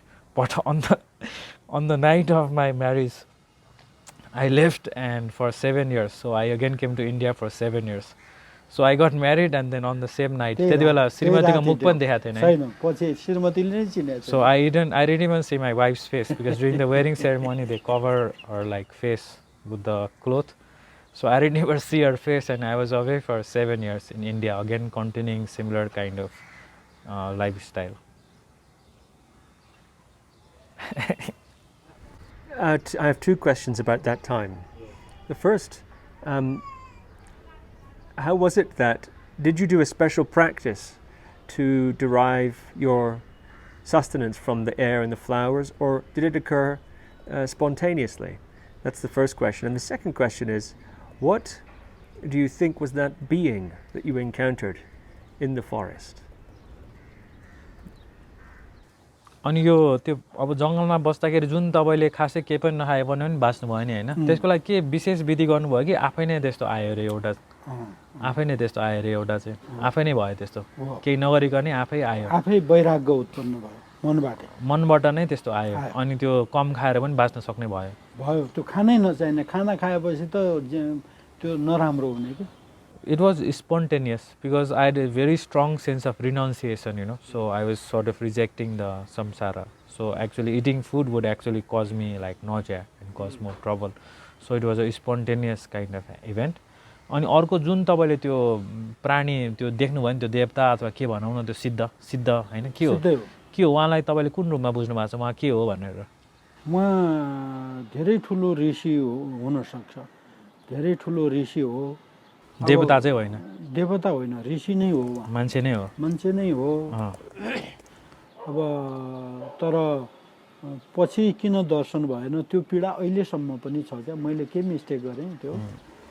So he was definitely not a god, he was a human being, but it could be a great rishi. So he could be a great rishi, yeah. Rishi is this sage from the past, you know. But I still feel like hurt and sad that I haven't been able to see him again. I haven't been able to get his blessings again. I feel sad that maybe I made some kind of mistake, you know. So I feel sad about it even now. This suffering is still there. But this was probably a great rishi, but definitely a human being who was an accomplished siddha, not a god. How is it that a human being can become so tall and have such long hair and long arms and so on? अनि त्यो मान्छे चाहिँ कसरी त्यत्रो ठुलो अनि त्यत्रो लामो भएको हुन सक्छ होला भनेर सोधिरहेछ. होइन, मान्छे त कमसेकम 6-7 फिट नै थियो, त्यो पुरै पहाडको बिचमा हैन. तल त्यो रौँहरू र त्यो दाढी रौँ र आँखी भाउहरू मात्रै बढेको हो. नङहरू त 3-4 फुट होला नङ नै. व्यक्ति त 6 फुट 7 फुट नै हो. किनभने म पछि गएर त्यो पहाडमा बसेँ, म भन्दा माथि 3 फुट मात्रै थियो. म बस्दा 3 फुट भए पनि त्यो भन्दा माथि 3 फुट थियो क्या पहाड. व्यक्ति 6 देखि 7 फुट मात्रै हो. उसको रौँ नङ आँखी भाउहरू र यी चिजहरू बढेको. म्हणजे 10 देखि 20 फिट चाहिँ तपाईलाई देख्दाखेरि चाहिँ ठुलो देख्ने भयो होइन, त्यति अग्लो पहाडमा क्या, खोलादेखि भनेको. खोलादेखि त्यो पहाडमा बसेको दूरी त्यति थियो भनेको. दूरी चाहिँ त्यस्तो थियो हो. Okay. So he's clarifying that. So I misunderstood it. Yeah, he's saying the person was definitely like tall, but he's talking about 10 to 20 feet being like where he is from, you know, this hill. Oh, I see. Yeah, he is hill. So was on this top, but this person was extremely not 10 feet tall, but maybe 6 to 7 feet tall. So very tall, and his hair and nails were extremely long. I see. So this was the unusual. Yeah, so he's atop this maybe like 20 feet like tall hill, and he's tall guy, but not this crazy tall, but his hair he reached the ground, right? So this hair was like, you know, 10-20 feet long, and his nails itself were like, he says like 3 to 4 feet long, this kind of nails. Okay, amazing. And when you went to India, did you seek out gurus or meditation teachers, or did you follow your own meditation path? What were your activities during these 7 years in India? अनि जुन बिहापछि 7 वर्ष जस्तो फर्किनु भयो भन्नुभयो नि हैन, त्यति बेला अनि भारतमा चाहिँ के तपाईले गुरुहरु पनि खोज्नु भयो कि आफ्नै किसिमको ध्यानहरु गर्नुभयो? मैले गुरु खोजेँ, त्यसपछि मैले वेदान्तको अध्ययन गरेँ। मैले अद्वैत वेदान्तहरु हैन, अनि तपाईको सगुण निर्गुण ध्यानहरु, त्यसपछि क्रिया योगहरु, हठ योगहरु, लय योगहरु, राजयोग, राजधिराज योग, महाराजाधिराज योग, वर्ण चक्र साधना, कुण्डलिनी साधना हैन, यी धेरै प्रकारका, त्यसपछि आत्मध्यान, यी जम्मै कोर्सहरु गरे। मैले यो लाहाडी परम्पराको अन्तर्गत त्यो गरे। वेदान्त चाहिँ मैले आदि शंकराचार्यकै परम्पराको विरक्त कुटियाको सच्चिदानन्द सरस्वतीबाट मैले सुरु गरे। र त्यसपछि हो मैले घरको त कुरा जोडेन नि, खप्तड स्वामीले मलाई तेरो यो बच्चा धेरै चलाक छ, यसलाई ज्ञान सिकाउनु भनेको घटना मैले त्यो छुटाएछु खप्तडमा। मेरो बाबा खप्तड स्वामीलाई धेरै समय दुध दिनुहुन्थ्यो। एक दिन गाई हराउँदा, वस्तु हराउँदा राति उहाँलाई जोखाना हेर्न गएको, अनि राति त्यही सुत्नु पर्यो हैन। रातभरि खप्तड स्वामीको त्यो दरबारमा नाचगान, मृदङ्ग, केटीहरू छमछम नाचिरहेको, विमानहरू बसिरहेको, त्यस्तो देखिसकेपछि उहाँ उठेर झ्यालबाट भित्र हेर्ने, स्वामीजी आएर सुत भनेर फेरि सुताउने। 3 पटक यस्तो भएपछि स्वामीजीले लास्ट कम्मल ओढाएर जानुभयो। त्यसपछि चाहिँ उहाँ समाधिमा जस्तो क्या मजाले सुत्नु भयो। त्यस्तो सिद्ध पुरुषको घटना एउटा छुटेछ। अनि मैले त्यसमा यो जाँदाखेरि त्यसपछि अद्वैतहरू, जो क्लासको ज्ञान भन्दा पनि अद्वैतको ध्यानहरू, अनि आत्माको ध्यानहरू हैन, प्राण विज्ञानहरू, यसमा धेरै समय बिताएँ। अनि यो क्रिया योगहरुको चाहिँ तपाईले यता आएर सिक्नु भयो कि उतै सिक्नु भयो? क्रियाहरू त उता मुख्य हो, यहाँ आएर थप बालकृष्ण गुरुबाट फेरि यहाँ थप भयो। अनि तपाई बिहा गरेपछि 7 वर्ष जस्तै उतै हुनुहुन्छ? 7 वर्ष। त्यसपछि यता आएर पनि सिकेको छ? पछि त मैले बालमुक्तानन्दसँग यहाँ बालकृष्ण गुरुसँग माटो मुनि गएर गर्ने साथ। त्यो अहिले एकछिनमा भन्नु पर्यो। त्यति बेला पनि यो यस्तो सबै सिक्नु भएको मूल त त्यही हो, महेशानन्दबाट त्यतै भयो लाडी। क्रिया चाहिँ महेशानन्द भन्नेबाट सिक्नु भयो। अनि अद्वैत वेदान्त चाहिँ यो सच्चिदानन्द कोरे त्यहाँबाट सिक्नु भयो हैन? सच्चिदानन्द सरस्वती त्यहाँको परम्पराको सिक्नु भयो। विरक्त कुटियाको प्रमुख हुनुहुन्छ। कुटिया भने आश्रम जस्तो हैन? अनि त्यो हजुरबुवा तपाईको बुवासँग तपाई पनि जानु भएको थियो बुवासँग त्यहाँ गाई भैँसी हराउँदाखेरि जोखान गर्न जाँदा? एक पटकमा हो, राति सुत्नेमा म थिएँ। अनि राति सुत्नेमा चाहिँ बुवाले त्यस्तो देख्नु भयो अरे? हो। अनि तपाईलाई चाहिँ कहिले दिउँसो लग्दाखेरि चाहिँ खप्तड स्वामीले हो, हामी त डेली जस्तो पनि म जाने, त्यहाँ जाने, स्याउ दिने। उहाँले कति वर्ष हुँदा चाहिँ यसलाई ज्ञान सिकाउ भन्नुभयो रहेछ? वर्ष तोक्या छैन। यो चलाक छ, यसलाई ज्ञान भनेको हो। त्यो हरिद्वार जानुपर्ने या ज्ञान सिकाउनु पर्ने प्रमुख कारण स्वामीजीको वचन पनि हुन सक्छ। So he's gonna says something about the childhood that he feels is important. So यो खप्तड स्वामी चाहिँ 140 कति वर्ष बाँचे भन्छ हैन? 37 वर्ष। So in Khaptad, so this name place of Khaptad, it also comes after this very famous saint of India and Nepal called Khaptad Swami, who lived in this region for many years, and he was someone who lived up to 137 years. So that is his recorded age.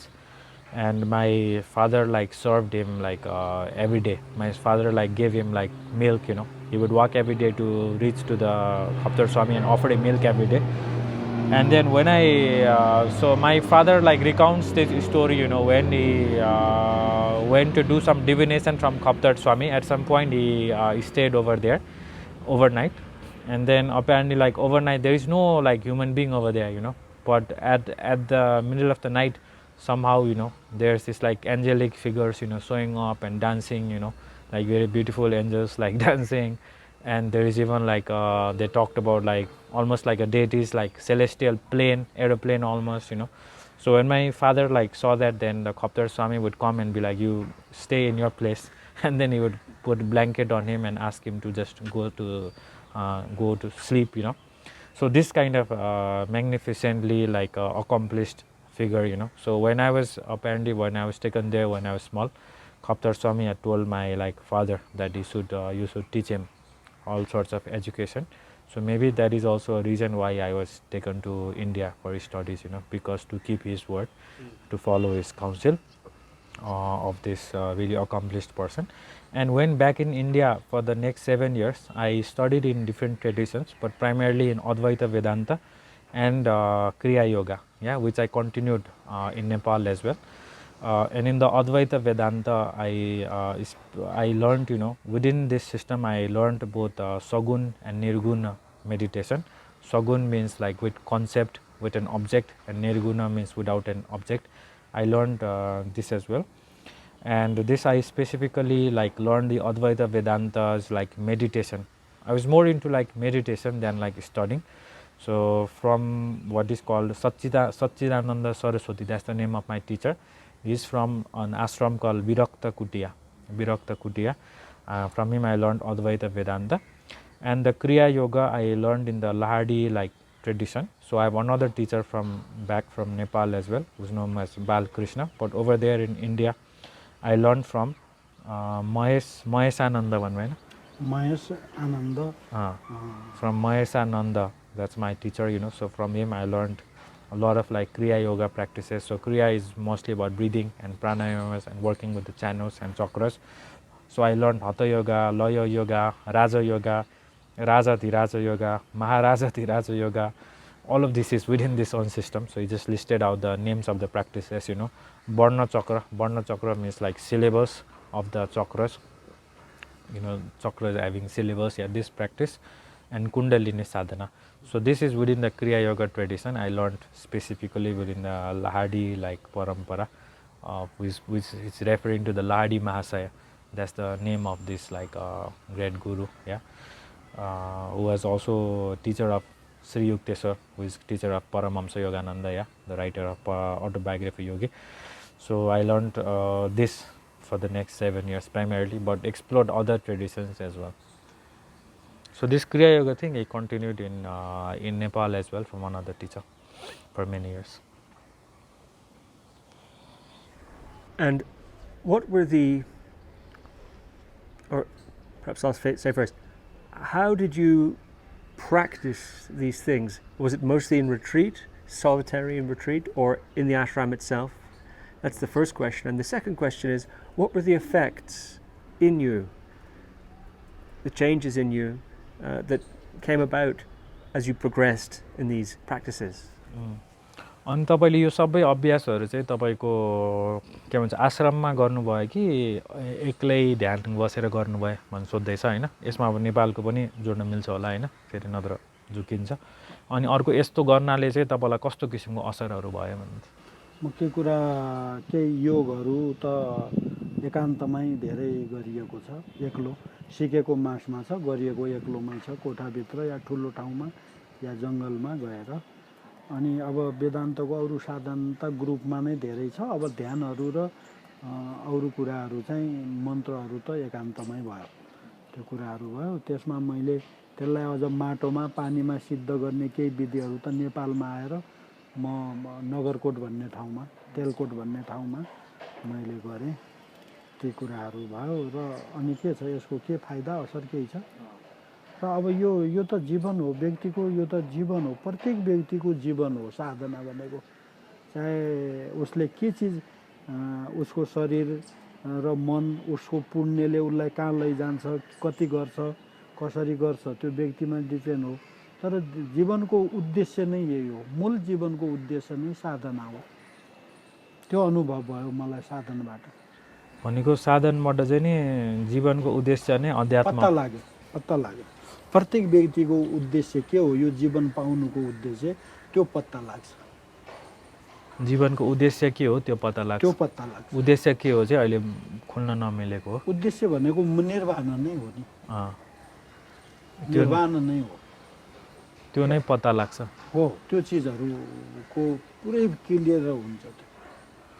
मैले अझै पनि बुझिनँ त्यसै मुख्य कुरा चाहिँ नि साधना क्या, जीवनको उद्देश्य साधनाबाट जीवनको उद्देश्य के हो, केका लागि तिमी जन्म्यौ, कहाँ जानु छ, त्यो उद्देश्य प्युरिफाई हुन्छ क्या। त्यो त्यो त्यो दृष्टि प्योर हुन्छ, आध्यात्मिक दृष्टि शुद्धिकरण हुन्छ, शुद्धि हुन्छ, निर्माणतिरको गतिलाई बढाउँछ त्यसले। त्यही नै भएको अनुभव भयो। हो। अनि यसैमा त्यो नगरकोटमा बसेर पनि त तपाईँ 3 वर्ष त्यही कुरा सिद्ध गरेको हो। कोही पानीमा, कोही आगोमा, कोही माटोभित्र गर्ने कुराहरू। आगोभित्र पानीभित्र गर्नुपर्ने साधना हुन्छ। हाम्रो परम्परामा त आगो सिद्ध। तपाईँले त्यही चाहिँ 3 वर्ष नगरकोटमा त्यही गर्नुभयो। Okay.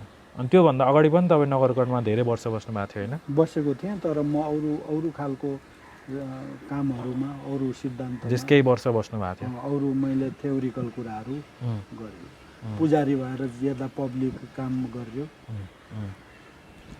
So you're saying this kind of practice, even though I learned some of them, quite a few of them in a mass as a collective, like with a group of students, practicing was mostly done in a solitary practice. Yeah? It's not possible to do these practices in public or in an ashram.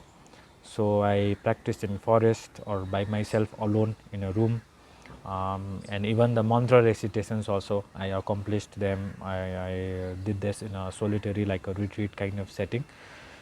And the Vedanta, the Kriya Yoga is very like solitary. Some of the Vedanta practices, actually it can be done publicly as well. So this I did in this kind of setting. But Kriya Yoga practice mostly publicly. And within the Kriya Yoga, some of them you have to like accomplish by sitting. I'm also not exactly sure. It means like sitting in a water, sitting in the earth, sitting in a fire even. So there are practices like that. So I had to do retreat, to accomplish a retreat of this nature, for which I stayed in a 3 years retreat in Nagarkot, back in Nepal. So this is after India.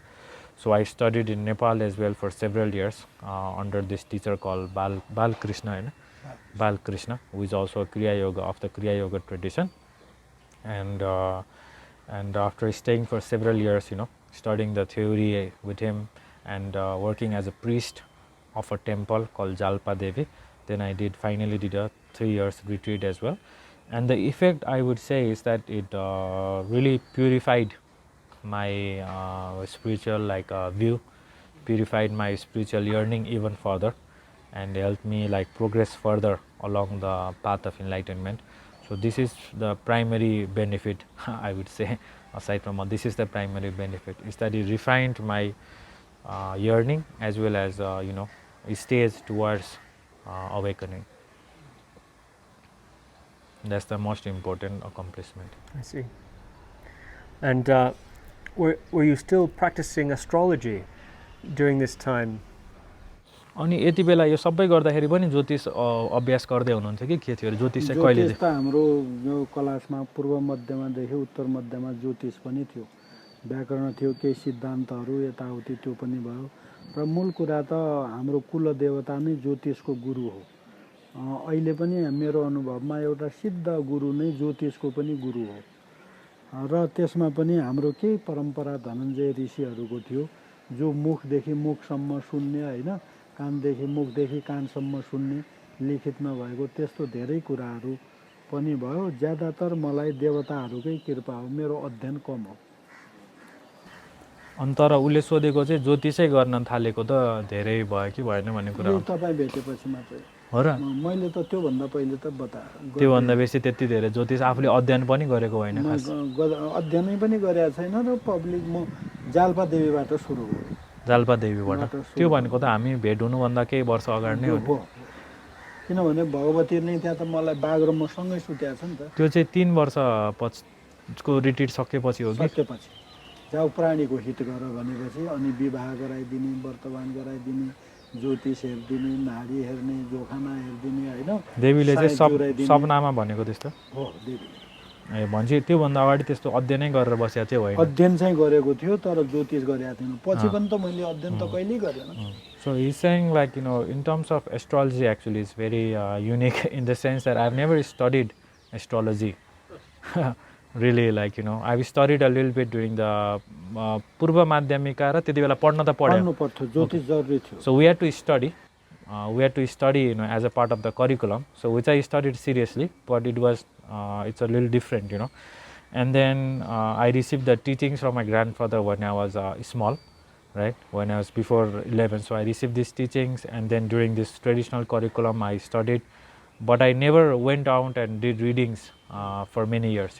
I never did that. So at the end of my 3 years Kriya Yoga retreat, I was a priest for a deity called Jalpa Devi in Nagarkot for many years actually. Before this 3-year retreat, for a few years I was a priest, and then the goddess like came to me in the dream and she told me to benefit. Now it's turn to go out and benefit the world, benefit people, and then I felt that Jyotish somehow is also one of the ways in which I could benefit them, even though I hadn't done readings before that. And so basically I think I studied it during this traditional curriculum, studied from grandfather, but never gave out readings to people and or used it extensively before this. So after this then I started helping people out through astrology session. So the astrology like actual practice starts much later. The practices of Kriya Yoga. Oh yeah, and also you mentioned how like the Kuladevata, the Mashta itself is a guru of astrologers, is astrologer of astrologers, and I say this even now when I'm giving readings to people and in my talks as well, that any accomplished master is a guru of all astrologers. So, and also another interesting thing is my own family's lineage. It mentions like it is related to the oral tradition of Dhananjaya Rishi. That's the name of a sage. So to give context, so he didn't say this. Generally, the most popular forms of Vedic astrology is Parasara and Jaimini. This is the form of astrology that's Vedic astrology that's most popular. And if you go to South India, then there is also called Bhrigu astrology. So Dhananjaya lineage is quite rare actually. I haven't seen it outside his family using the Dhananjaya lineage. So these teachings he received before 11. And what are the unique aspects of that particularly rare form of astrology? अनि यो जुन यो हजुरको कुलदेवताको परम्पराको अनि धनञ्जय परम्पराको जुन ज्योतिष छ हैन, यसको विशेषतः चाहिँ के चाहिँ कुरा चाहिँ अलिकति विशिष्ट छ भनेर सोधिरहेको छु। यो किनभने तपाईलाई कमसेकम थाहा हुनुपर्छ कि सबै चीजहरू यिनीहरू सबै विकल्पै हो हैन, कुनै पनि कुराहरू सत्य होइन। तैपनि व्यक्तिलाई एक हदसम्म एउटा सिद्ध व्यक्तिले बताइरहेको कुराले धेरै लामो समयसम्म हित गर्छ, त्यही कुराले पछि हित नगर्ने हुन्छ। त्यो साधनाको बल नै ज्योतिषमा प्रमुख कुरा थियो। अरु गणित र सिद्धान्त भन्दा पनि त्यो साधना र सिद्धता बल, जो सिद्धहरूको बाणीमा बल हुन्छ, साधनाको बल हुन्छ, त्यो बल प्रमुख थियो यो परम्परामा। बिना साधना ज्योतिष मान्दैन हाम्रो परम्परा। So the most special thing about my lineage of astrology is that sadhana is the primary basics of astrology and divination and astrological reading as well. This is always understood from the very beginning in my lineage. So just because people studied these things for many years doesn't mean much in my tradition. That is the most important aspect of the astrology tradition. And it was always understood that astrology itself is a conceptual science. It's itself imaginative, imagination and a proliferation in any way. And when a siddha, an accomplished person, when they give advice, then that power of their divination, of their advice is coming not from the techniques, but from the power of the practice itself. This is always understood in my lineage, and this is the most important focus. And what is important for the siddha, the astrologer himself? What is important for him to maintain or cultivate in order to continue being able to perform this type of astrology? अनि यस्तो किसिमको ज्योतिष गर्न हुन्छ नि, धनञ्जय परम्परा मानौ न हुन्छ नि, अथवा हजुरले गरिरहनु भएको गर्न चाहिँ यसमा चाहिँ त्यस्तै किसिमको सिद्धता मेन्टेन गरिरहनको लागि मान्छेलाई हित गरिरहनलाई चाहिँ के कुरा महत्त्वपूर्ण हुन्छ, के अभ्यास गर्नुपर्छ अथवा के कस्तो अनुशासनमा रहनुपर्छ, के कुरामा ध्यान दिनुपर्छ अरे? हो, अनुशासित भनेको त तपाईँ योगी हुनैपर्छ र साधन एउटा देवता सिद्ध गर्नैपर्छ। कुनै तारा, गणेशा, होइन, महाकाला, जो बाणीहरू सिद्ध, जस्तै मञ्जुश्री, होइन, तपाईँको यो खेसारहरू, अनि कर्ण पिशाचिनी, यस्ता प्रकारका डेटी जो अहिले महायानमा धेरै प्रख्यात छन्। हिन्दूमा त अरू खालका पनि त्यसमा छ, जस्तै हिन्दूमा हनुमानलाई पनि लिन्छ, होइन, बटुक भैरवलाई पनि लिन्छ, सरस्वतीलाई पनि लिन्छ, वायुलाई पनि लिन्छ, कुलदेवतालाई पनि लिन्छ, नागालाई पनि लिएर साधन गर्छ, पिचास साधनले गरेर पनि यस्तो बताउने धेरै छ। तर हामी महायान विद्यार्थी भएको यी देवताहरूलाई सिद्ध, उनीहरूको मन्त्र सिद्ध गर्ने, उत्पन्न गर्न सक्ने, आवेश गर्न सक्ने, काम गराउन सक्ने, त्यस्तो प्रकारको एउटा दृष्टि शुद्ध। त्यसका लागि आचरण, तपाईँ ब्रह्मचर्य हुनु पर्यो, सधैँ अर्काको भलो चिताउनु पर्यो, तपाईँ सेवाभाव कहिल्यै पनि त्याग्नु भएन, होइन, अनि निरपेक्ष भएर काम गर्नु पर्यो, सापेक्ष, कसैबाट कुनै आशा या होइन केही अपेक्षा राख्नु हुँदैन। अनि त्यसपछि तपाईँ त्यस बापतको दान, करुणा, क्षमा यी हुनै पर्यो, सबै प्राणीको हित गरेर। अनि अर्को कुरा, तपाईँ मास्टर बन्नलाई सिद्धान्तहरू पनि केही जान्नै पर्ने हुन्छ। तपाईँले अरूलाई बताउन, तपाईँलाई नचाहिए पनि अरूलाई बताइदिन। तपाईँ जस्तै ग्रहहरूको गति, सूर्य, मङ्गल, होइन, नवग्रहहरू कुन ठाउँमा बसे, कुन भवमा छन्, त्यसको तत्त्विक अर्थ के हो, त्यो पदार्थसँग कति नजिक छ, होइन, मन, भावना, विचारसँग त्यसको के रिलेसन छ, सम्बन्धमा त्यसलाई के प्रतिनिधित्व गरेछ, त्यसको उमेर या आयु, त्यसले भोग गर्ने समय कुन समयमा हो, अनि के ग्रहहरूको युक्तिले कस्तो फल मिल्छ, कुन ग्रहहरूको दृष्टिले के फल मिल्छ, यस्तो प्रकारको बेसिक कुरा पनि जानिराख्नुपर्छ। किनभने तपाईँले देखेको बताएको कुराको पनि प्रमाण नहुँदा अरूले पत्याउँदैन। त्यसैले प्रमाणका लागि पनि सिद्धान्त त जरुरी छ, तर सिद्धान्तै बुझेर पनि फलहरू मिल्दैन। त्यसका लागि तपाईँ सिद्धि प्राप्त गर्नुपर्छ। So the first thing is, as I said earlier, you definitely need to have the basics understanding of astrology to be able to benefit in the first place and to be able to continue like benefiting. So basics of astrology, like the meaning of the planets, how they are related to different elements, which kind of emotional states or mental aspects are each of the planets related to, how long is the duration of their like exhaustion or experience of karma, when certain planets are conjunct, what kind of fruits they give, what kind of karmic experiences to bring about. These basics you have to understand, even if not for yourself, at least to be able to give as evidence to others so that other people like believe you. But this kind of philosophy or theoretical understanding is not sufficient. In fact, even if you don't know these things, you will be able to tell things, but this is so that you can gain trust of other people. And aside from this, then you have to have some kind of accomplish some kind of like a deity in some form, So within the Hindu tradition, if you look at it, people can accomplish Hanuman, Batuk, Vairav, Saraswati, and Vayu, which is related to the wind, or their family deity, or some kind of Naga. And then also people also do practice of Pisach. So Pisach is a lower kind of a spirit, So even when you accomplish them as well, you are able to become an astrologer. And in general, to continue like benefiting people, you should become a yogi who stays in brahmacharya, right? Maintains celibacy, who benefits others, who always has feelings of benefiting others, feeling of serving others, and when helping others as well, unconditionally like helping them, and having the right attitudes towards like the offerings that one receives, and being careful about who one receives the offering from, and what is the perspective, whether it is a fee or a donation, this kind of being clear about it, and having compassion and making use of these offerings that one receives like quite well.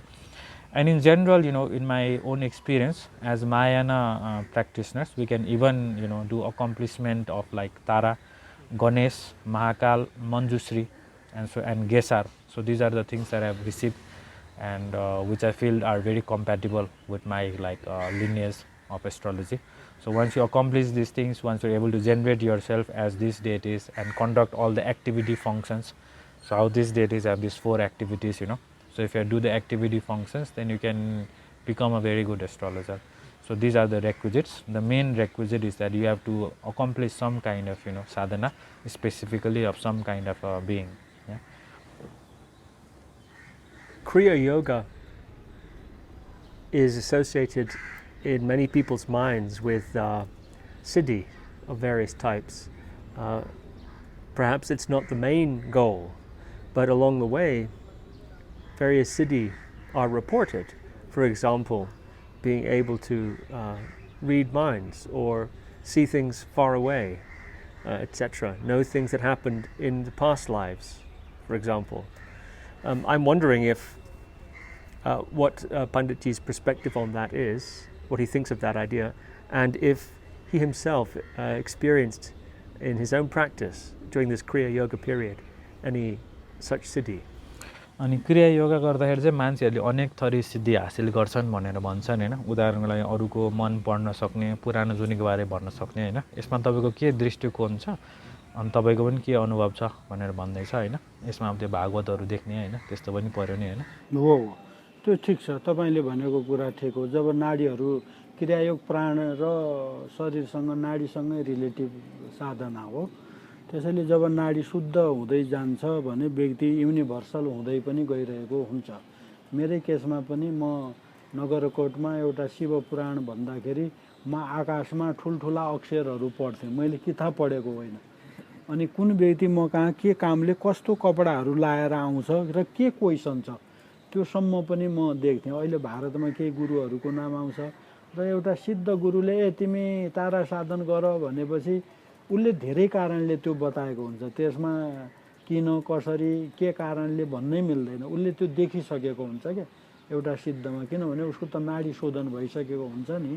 त्यसैले नाडी शोधन प्रक्रिया सबैभन्दा क्रियायोगमा राम्रो प्रक्रिया हो र यसले व्यक्तिले अभिज्ञाहरू उत्पन्न गर्छ। त्यो कुरा म सहमत छु। त्यो ज्योतिषको पनि गुरु हो, त्यो वैद्यको पनि गुरु हो, त्यो तारणकर्ता तार्न सक्ने व्यक्ति पनि हो, त्यो सबैलाई आफ्नो वरिपरि भएको वातावरणलाई शुद्ध पार्न सक्ने क्षमता भएको व्यक्ति पनि हो र त्यसले कुल र पितृहरूसम्म पनि तार्छ र आफ्ना पूर्वजन्मका सबै कर्म सिद्ध्याउने एउटा राम्रो प्र्याक्टिसनर पनि हो योगी चाहिँ।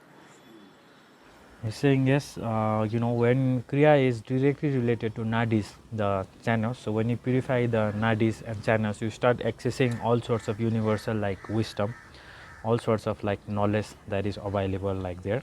So after through my Kriya Yoga practice, so when I was reciting Shiva Puran as a part of a normal like Brahmin like a function, when people invited me, त्यो चाहिँ अनि शिव पुराण देख्ने चाहिँ एकचोटी मात्र भएको कि धेरै चोटी भयो? महिनौभरि। Ah okay, so this was actually for Bhagavat पनि हो, यो शिव मात्र होइन, पुराणहरू पढ्दा।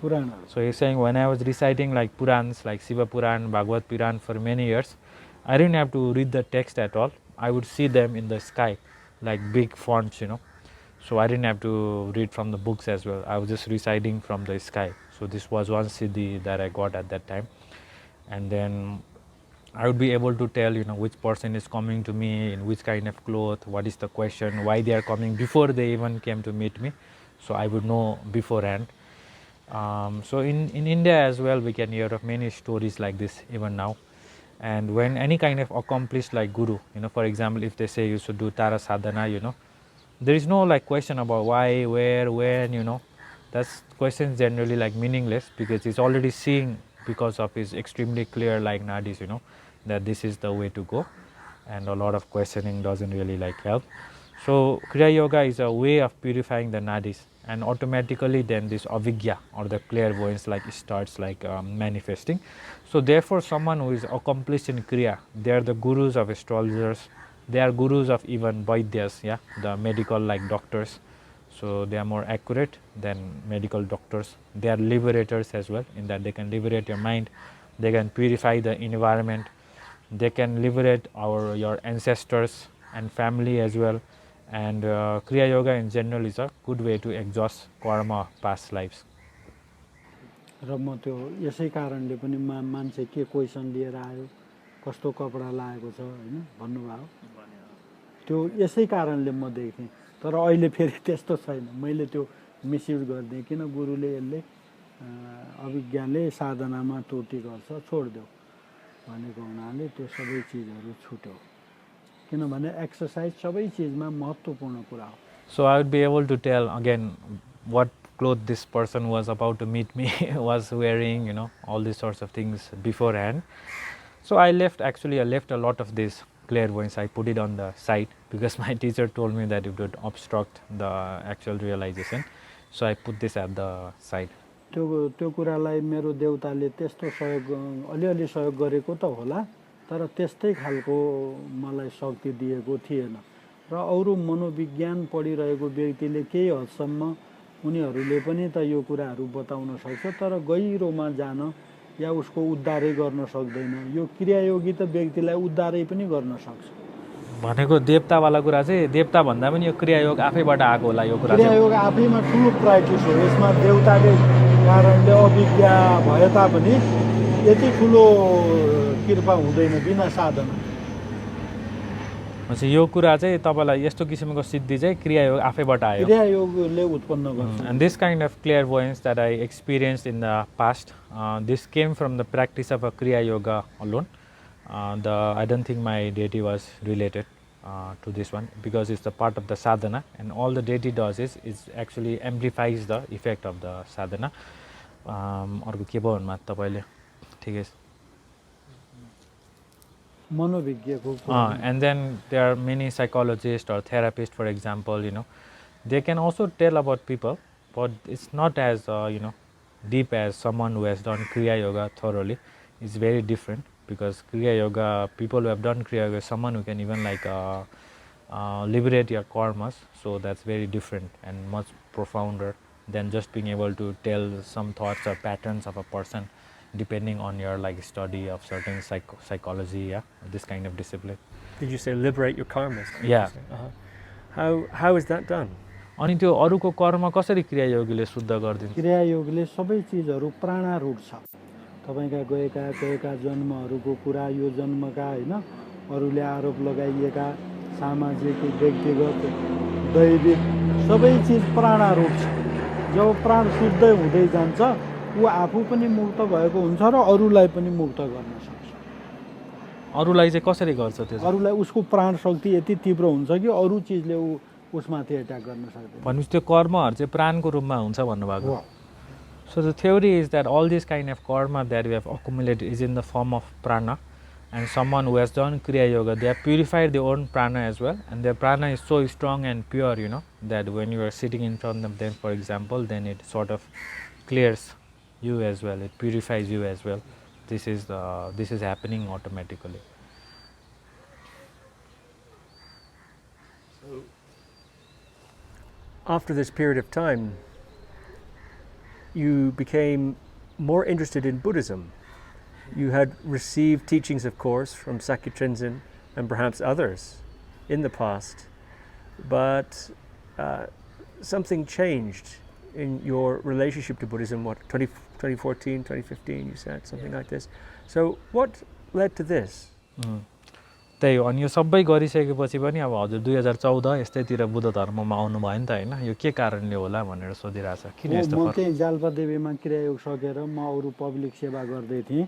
त्यही बेला विशालनगर मेरो अहिलेको गुरुको घरमा गुरु वाङबिन आउनु भयो भनेर फोटोहरु सहित त्यो मलाई देखाएपछि ओहो यो त मेरो गुरु हो, म त भेट्न जानु पर्छ भनेर म गाडी लिएर पगडी बाँधेर, मेरो 4 हात लामो टुपी थियो, म अनि मलाई गार्डहरु थियो, सरकारी गार्डहरु, आर्मी हैन, त्यस्तो लिएर गुरु भेट्न आएको। त्यो पनि कथा छ नि। र कसैले ओहो कहाँ हुन्छ, साक्य ट्रिजनलाई भेट्नै मिल्दैन, कहाँको मान्छे, हामी यति पुरानो शिष्य त गुरुसँग कुरा गर्न मिल्दैन, तिमी ब्राह्मण गुरुसँग कुरा गर्ने हुँदैन भनेर मलाई रोके। म माला लिएर बाहिरै उभिराखेँ गेटमा। उहाँले क्लास लिनुभयो, खानुभयो, वाङ दिनुभयो, जे भयो, 3 घण्टासम्म म त्यही उभिरहेँ।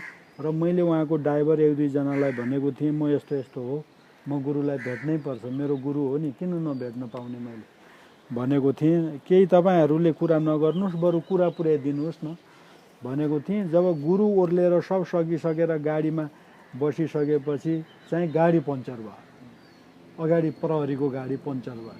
भएपछि अनि त्यहाँ त गुरु त 20 मिनट पर्खनु पर्यो।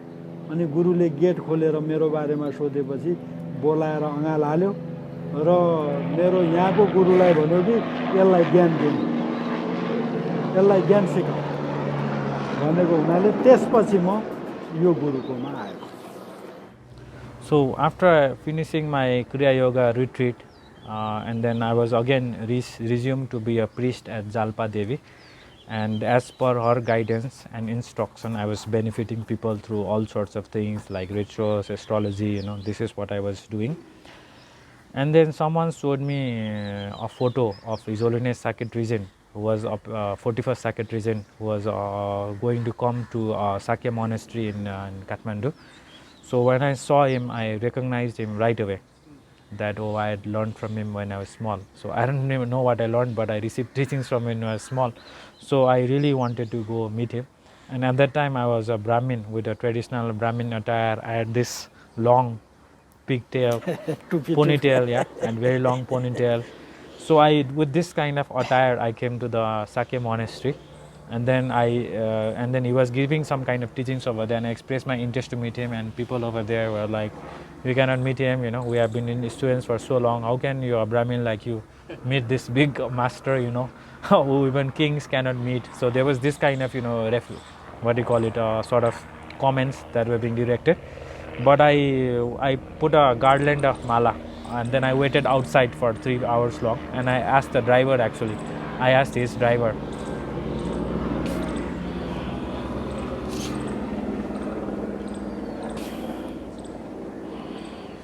and I informed his driver that I wanted to meet him, and I've been a student from I was a student when I was very small, many years back. So by this time, I guess 15, at least 20 years back, right? I was a student like this, and then I'd informed the driver. I was just waiting, and then after His Holiness finished all his teachings and empowerments, whatever it was inside, he came outside, and then he sat down in the car. He was ready to leave, but somehow, miraculously, the car in front of him, the tire punctured. So there was some moment, few minutes where he had to wait as well, and probably the driver informed him, and then His Holiness opened the door, called me, and then hugged me, and indicated to my present Sakya teacher and the people there that you should teach him the Dharma. So there was some kind of communication of that nature. So after this, then my journey in Buddhism is started.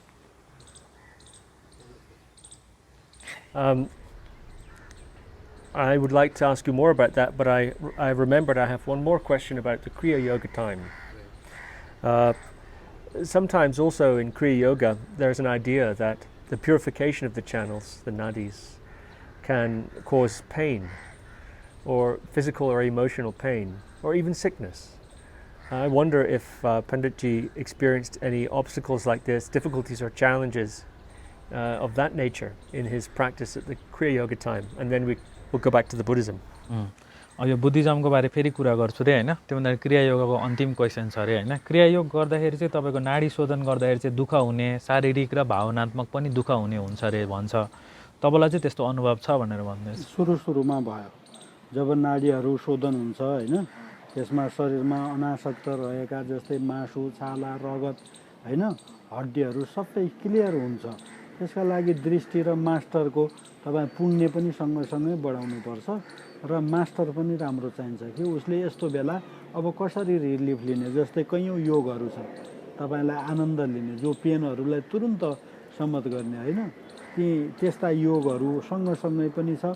अनि आहारहरू जसले तपाईलाई त्यसलाई झन पुष्ट बनाउँछ, त्यस्ता आहारहरू अनि विद्याहरू जसले तपाईलाई झन त्यो स्ट्रङ बनाउँछ, र मास्टरको निकटता अर्थात् गुरुको नजदिकता, यी 5-7 चीजले त्यसलाई असर गर्छ। Yeah, this is true, but especially in the beginning, this happens, and in my case as well. In the beginning, there was some kind of pain, and it's as the prana reaches and purifies the flesh, blood, bones, so this kind of pain manifests. But you need a very good teacher for that, who can tell you exactly what's going on, what to do about it, and he can teach you like about different kind of yoga to get pleasure, to reduce pain, to counteract that, and then right kind of food. You need to have advice about right kind of food, and then other kinds of vidya or other esoteric knowledge to even strengthen this process, and also being close with the master, living close with the teacher. So with all of these things, then it works. Yeah. So for him, I guess it was only in the beginning. So you already were very accomplished. Kriya Yoga, Advaita Vedanta, and so on. Are we still recording? It's looking good, yeah. And but you were open to receive teachings from the Sakya lineage. I'm curious why you were open to this idea, and then what it is that you began to learn. What it is you began to learn. अनि तपाईँले क्रिया योग अद्वैत वेदान्त अगाडि नै त्यत्रो गरिसक्नु भएको थियो नि त, केही न केही सिद्धि त भइसकेको थियो हैन, सिद्ध भइसक्नु भएको थियो तपाईँ। त्यसैले अनि यो शाक्य परम्पराबाट जुन यो टिचिङहरू तपाईँले लिनुभयो, धर्म श्रवण गर्नुभयो, अभ्यासहरू लिनुभयो, त्यसको लागि तपाईँ कसरी खुला हुनुभयो त? न त मान्छेले यति गरिसकेपछि त खुला हुँदैन हैन, तपाईँ किन खुला हुनुभयो त? अनि के कुरा सिक्नुभयो अरे त्यसपछि? ठिक हो, तपाईँ होइन स्टिभ धेरै खुसी लाग्यो। तपाईँ विद्वान व्यक्ति हो, तपाईँले धेरै महत्त्वपूर्ण क्वेसन गरेको छ, तपाईँलाई म पछि धन्यवाद दिन्छु। अब तपाईँले भनेको कुरा ठिक हो। मलाई एक प्रकारको पेन, म त आत्मसाक्षात्कार व्यक्ति थिएँ। म शारीरिक रूपले पनि शुद्ध र मानसिक रूपले पनि शुद्ध, चर्याहरूले पनि शुद्ध भएर वेदान्तबाट आत्माको स्वरूप चिनेको व्यक्ति थिएँ। त्यस्तो साधना भएको व्यक्तिलाई पनि ममा एक प्रकारको पीडा रहिरहन्थ्यो कि त्यो चिज प्राप्त, किन त्यो प्राप्त भइरहेको चिज गुम्ने डर मलाई सधैँभरि रहिरहेकै हुन्थ्यो क्या। त्यसो भएको हुनाले मुख्य कुरा त यसमा भूमिको कुरा आयो, ज्ञानकै कुरा थियो। मैले भगवान् बुद्धले जो अनात्म दुःख र शून्यताको कुरा गर्नुभयो, त्यो चिज मलाई धेरै महत्त्वपूर्ण भएर मैले फेरि अध्ययन सुरु गरेको हो। अरू चिज मैले यहाँ पनि अहिले पनि म 7 वर्ष 10 वर्षदेखि वर्जयानमा अरू केही सिकिरहेको छैन, खाली त्यही सिद्धान्त सिकिरहेको छु। अनात्मा र शून्यता, दुःख। अनि यो आत्मा चिनेको भने त गुरुहरूले पनि भन्नुभएको त्यहाँ सुख प्राप्त गर, आत्मा प्राप्त गर र ब्रह्म प्राप्त गर भन्छ क्या अब वेदान्तमा। तर यहाँ होइन, दुःख छ, सुख होइन, दुःख छ, अनात्मा हो र शून्य हो भन्छ। यही चिजको फरक हो। अनि आत्मा चिनेको चाहिँ गुरुहरूले पनि भन्नुभएको थियो नि त तपाईँलाई, त हैन? साक्षात्कार गरेको अनुभवमा पनि आयो, गुरुबाट पनि भयो, प्रमाणित भएकै कुरा हो। He's saying, thank you very much for this question. So you are a very intelligent person and this very good question that you have asked. It is true that I had actually experientially realized Atma of the Vedanta already. This is confirmed through my own personal experience as well as my teachers in the Vedanta tradition. They confirm my experience of the realization of Atma as well. And I was physically extremely healthy as well. And mentally also I was definitely very pure. But somehow like I had this kind of suffering, fear that I would lose this realization. This fear was there. And so my openness, I guess, was coming based on this kind of notion. So I wanted to explore more in this kind of ground. So my primary motivation and reason was definitely pursuit of more knowledge. And for the last however many years I've been involved in Buddha Dharma. What attracts me about Buddha Dharma the most and what I've been trying to learn even now is anatma, the non-self, dukkha, suffering and emptiness. So these are the essential things that Buddha Dharma teaches, and this is what I've been trying to learn. Whatever practices that I've taken so far, empowerments, all of this, the primary thing that I've been trying to learn since last many years is these things. Because in Vedanta they talk about Sukha, happiness, Atma and Brahma, and Buddhism talks about something different, and this is what I've been trying to study. र अर्को के नाम Steve. भाइ Steve, अर्को तपाईँले भनेको आशय पनि ठ्याक्कै थियो। म एउटा ब्राह्मण थिएँ, शक्ति आर्जन गरेको थिएँ, सिद्धि प्राप्त पनि थिएँ, सबैले मलाई रेस्पेक्ट गर्थे। यानि कि भुपु आर्मीहरू नै मलाई गार्ड थियो, मोटर थियो, मलाई धेरै सुविधा थियो। र त्यसको प्रमाण यहाँ मेरो मास्टर जो थियो त्यो 20 वर्षदेखि साधनामा थियो क्या, होइन, साधनामा थियो। उसले भनेको थियो कि उसले 2 वर्षसम्म ए ब्राह्मण तिमी छिटो आऊ, ढिला हुन्छ, मैले दिन मिल्दैन गुफामा, तिमी मेरो प्रज्ञाबाट या अरू व्यक्तिबाट साधन लग, तिमी सिक, ढिला हुन्छ, तिमी सिक्नै पर्छ भनेर कति रिक्वेस्ट गर्यो। म 2 वर्षसम्म शरण लिन सकेका थिएन। के छ र तिमीमा त्यस्तो भिन्नता, ल तिमीसँग पहिले शास्त्रार्थ गरौँ अनि म शरण लिन्छु नि भन्ने त्यस्तो प्रकारको चित्त मेरो 2 वर्षसम्म मलाई रोक्यो। तपाईँको आशय एकदम शुद्ध छ। And then your question is also very right from my own personal experience as well. I want to share, which shows actually where the openness is difficult, and it's a gradual kind of process. Actually, it's not right away. It didn't happen. In that, I was a Brahmin. I had power. I was respected in the society, and I already had some kind of clairvoyance as well. And the ashram had assigned ex-military as my guards. I had a vehicle to travel around in. So I was receiving all sorts of respect materially as well as spiritually also. There was some kind of accomplishment. And then this current teacher of mine in the Sakya lineage, who himself went to retreat for 20 long years, and he would also invite me and actually ask me, request me to get teachings and start learning Buddha Dharma. But the openness, the reason why I am to say it's a gradual process is because it took me 2 long years actually to fully embrace it and take refuge, because I still, for 2 years, I still had this notion that what is this difference in knowledge that you have that I have not received. First we should debate and then I can take teachings from you. So I had this kind of mindset for 2 long years. So even though my master himself requested for a long time, I had this kind of notion. यो कुराको प्रमाण त तपाईलाई पनि थाहा छ। So this kind of भनेको मतलब त्यो खुलेको चाहिँ बिस्तारै खुलेको हो नि त, वात्तै खोलेको होइन नि त। So openness is a gradual process. So therefore you have asked the right question. It didn't happen overnight. It didn't happen overnight. What was it that won your openness or gained your openness and trust over those 2 years? अनि 2 वर्षको अन्तरालमा के कुराले चाहिँ तपाईलाई अझ खुला बनाउँदै गयो अरे? पहिले त म जान्न आएँ, उनीहरूको परीक्षा लिन आएँ। जब शास्त्रार्थ हुँदै गयो उनले जो कुरा बताए, अनात्मा, दुःख र शून्यको बारेमा, प्राणीहरूमाथिको करुणा, होइन, सबै कुरा अनित्य हो, यहाँ नित्य केही पनि छैन र सब अनि विपश्यना, यी प्रवासोरहरूका कुरा, जो भित्री कुराहरू बताउनु भयो, त्यो चिज मलाई धेरै राम्रो लाग्यो। किनभने मलाई त त्यो त साधनाको भूमि थियो, त्यो भूमिबाट मलाई ठुलो शान्ति मिल्यो। Yeah, I came to examine for 2 years. Yeah, so I was debating with my teacher, and I learned the nuances of impermanence, anatma, and the methods of vipassana, and what exactly distinguishes vipassana from other forms of meditation practice. I learned about pravasur, luminosity. Yeah, so these kind of secret teachings as well of Vajrayana as well. So when I came to learn about this, then my mind was at peace.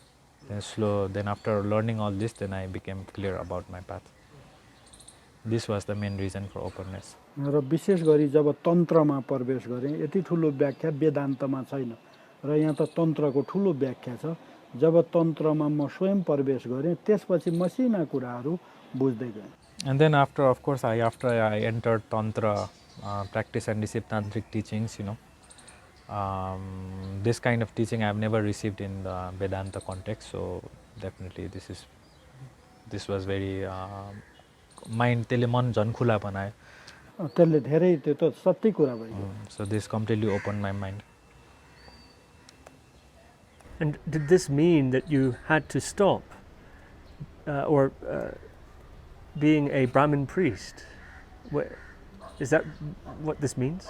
अनि यो गर्नाले चाहिँ अब बुद्ध धर्म लागेपछि के अब तपाईँ ब्राह्मण अब यो जुन पुजारी त्यस्तो कर्मकाण्डी त्यस्तो हुनै बन्द गर्नुपर्ने भयो कि अब गर्न मिल्दैन हो कि के हो रे? धेरै कर्महरू जो बन्धनको कारणले युक्त छन् त्यो रोक्नुपर्ने हुन्छ र मैले रोके पनि र कयौँ कुरा जस्तै खाना दिने कुरा रेस्पेक्ट गर्ने कुरा हैन के छ तिमीलाई भन्ने कुरा अनि चाडबाडहरू रमाइलो हैन आरती धूप बत्तीहरू यी कुराहरू त नर्मल यसलाई केही ठुलो बाधा छैन कर्म जसले गरेर कर्म बन्छ त्यस्ता कुरा जस्तै वेदान्तमा तपाईको नागलाई शरण पर्ने कुरा त हुँदैन हैन वायुलाई शरण पर्ने कुराहरू हुँदैन अब एउटा ढुङ्गालाई नै ढोगिरहने भन्ने पनि कुरा हुँदैन त्यसैले यस्ता कुराहरू अनि बलि भयो त्यसमा जस्तै वेदान्तमा ज्यादा बलि प्रथा पनि छ ती कुरामा सहभागी भएन अनि अरूलाई ठग्ने हैन कर्मकाण्डहरू जसले मुक्त गर्दैन तर कर्म बन्छ आफ्नो जीविकाको लागि गरिन्छ त्यस्ता कुराहरू धेरै रोक्यो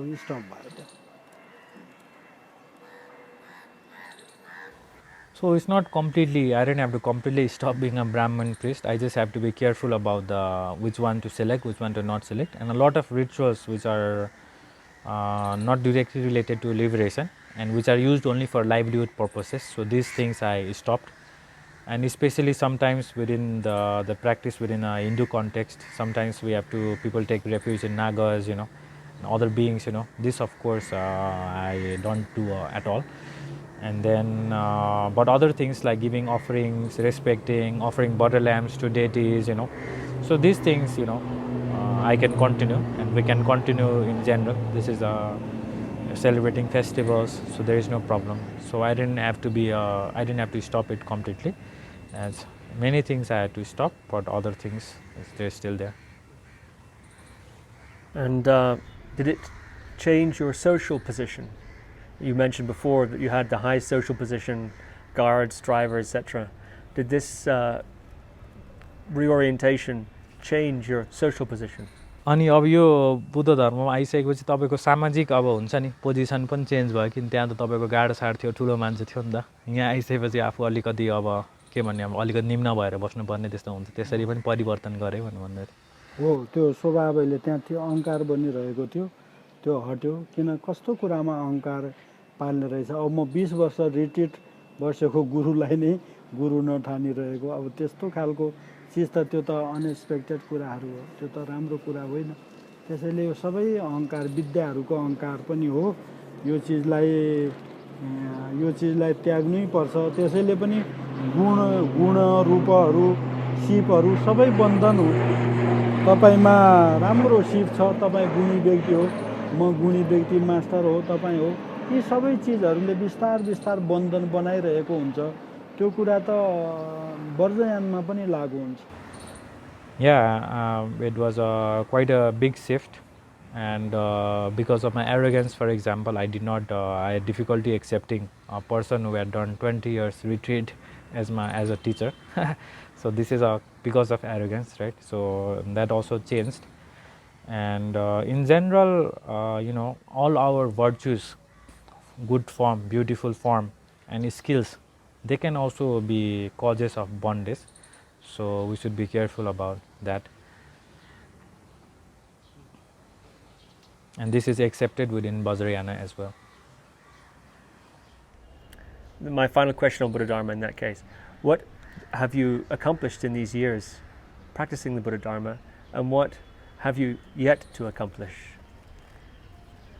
अनि अब यो यति वर्ष बुद्ध धर्म साधना गर्दाखेरि चाहिँ हैन के कुरा चाहिँ तपाईले पाउनु भएको छ के कुरा पाउन बाँकी छ रे सिद्ध गर्न बाँकी छ रे भगवान बुद्धले बताउनु भएको सबै कुराहरू पवित्र छ सबै शुद्ध छ र सबै सत्य छ त्यसो भएको हुनाले त्यो सबै कुराहरू बुझ्यो र त्यसलाई पुष्टि गर्न आफैले पनि जीवनमा अनुभव गर्न त्यो साधना बाँकी छ He's saying everything that the Buddha has said is true and pure. So I've understood this conceptually. I have to experientially prove it to myself though. There is what is left. So may I ask you about astrology? I understand that the two of you work together on this. and there's the website. Maybe you could say something about that. And you have a role, which would be interesting to explain. So can you talk a bit about what is your astrology practice today, these days? How is it set up? And if someone was to come to you and request a reading, which you take those readings online and in person, what is the process? What happens? So really an explanation of the entire thing, including both of your roles. यसमा अब यो अहिलेको ज्योतिषको अभ्यास चाहिँ कस्तो हो हैन, मान्छेहरूलाई तपाईले कसरी ज्योतिष दिनुहुन्छ, कस्तो किसिमको ज्योतिष दिनुहुन्छ, अनि कसरी भन्ने चाहिँ मैले पनि बुझाइदिउँला हैन। अनि तपाईहरुको भूमिका के, मेरो भूमिका के भन्ने सोध्दैछ। मेरो भूमिका पनि म बताइदिउँला, तर तपाईको हिसाबले बताउनु न, अनि म त्यसमा थप्दिन्छु। स्टेबल, किनभने ज्योतिष भनेको जसरी पूर्वीय दर्शनमा ज्योतिषलाई वेदको आँखै भनेको छ हैन, यसको अर्थ ज्योतिष बिना ज्ञान अधुरो भन्ने छ। वेदका कयौं 6 अङ्गमा ज्योतिषलाई प्रमुख रूपमा मान्यो आचार्यहरूले। त्यस्तै मेरो ग्रान्डफादरले पनि भनेको, बाबु ज्योतिष रमाइलो विषय या पेशा मात्रै नभएर यो ठूलो कर्म विपाक र फलकै ठूलो सर्किल हो, यो देवता हुनसम्म या 6औं भूमिसम्म यसको असर रहन्छ भनेको हुनाले र अनि मलाई महायानमा आइसकेपछि पनि तपाईको प्रेरणा पनि थियो र मैले आफ्नै मास्टरहरू अरूको पनि 1-2 वटा मैले यस्तोहरू जस्तै झोनसार खेन्चे गुरुहरूको पनि हैन, मैले ज्योतिष गर्दा तपाईको आशय र भाष्य शुद्ध छ, यसले धेरै व्यक्तिको हित हुन सक्छ पनि भनेको र मेरो आफ्नो निजी बुझाइमा पनि, किनभने ज्योतिष विकल्प विद्या नै हो, यो एज द सटल गोल होइन र त्यसैले विकल्प विद्याहरू हाम्रो चित्तको विकल्प नै ग्रहहरू पनि हो र ग्रह ज्योतिषसँग सम्बन्धित छ। त्यसैले हामी जबसम्म सिद्ध हुँदैनौं, जबसम्म आशय या हाम्रो साधना शुद्ध हुँदैन, हामी धेरै राम्रो प्र्याक्टिसर बन्दैनौं, त्यतिसम्म जगतका दुःख सुखहरू जस्तै धन सम्पत्ति, विद्या, विवाह, आयु, रोग व्याध, यी सबै चिजले साधनामा हामीलाई दुःख दिइरहेको हुन्छ र त्यो के कर्मले यो दुःख आइलाग्यो त्यो कुरा ज्योतिषले चिनाइदिन्छ। र भित्री अध्यात्ममा पनि तपाई अहिलेको समय कुन ग्रह चलेको छ, कुन देवताको साधन गर्दा, कुन गुरुमा जाँदा, कुन विद्या परम्परामा जाँदा तपाईलाई छिटो हित हुन्छ, तपाईले गएका जन्म कुन विद्याहरू गरेको थियो, अब त्यो कसरी सिद्ध हुन्छ, यस्तो प्रकारको आशय पनि ज्योतिषले देखाइदिने हुनाले तपाईलाई साधकलाई पनि यसले धेरै फाइदा गर्ने देखिन्छ। जर अब तपाई पछि गएर सिद्ध बन्नुभयो, शरण धेरै राम्रो शरण बनेपछि यो चीजहरू बोकिरहनु पर्दैन। यसैले गर्दा हामी आफ्ना वर्जयानी साधक र अरू अनार्यहरूलाई पनि आफ्नो प्रकारले हामी सेवा दिइराख्छौं। तर कर्ममा बन्धन हुने, कर्ममा बाँधिने, अरूलाई झुक्क्याउने, छकाउने, आफ्नो पेशालाई मजबुत बनाउने, अनि यो बाहेक अब हाम्रो गति छैन भनेर हामी त्यसरी लागिरहेको त्यो चाहिँ होइन, त्यो चाहिँ होइन।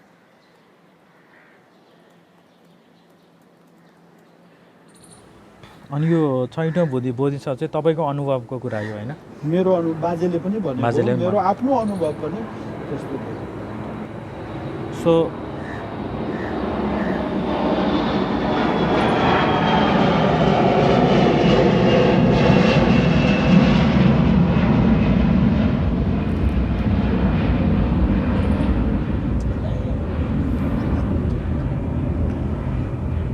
So in general, astrology is considered the eyes of the Vedas in the Vedic tradition, and without eyes, wisdom is limited.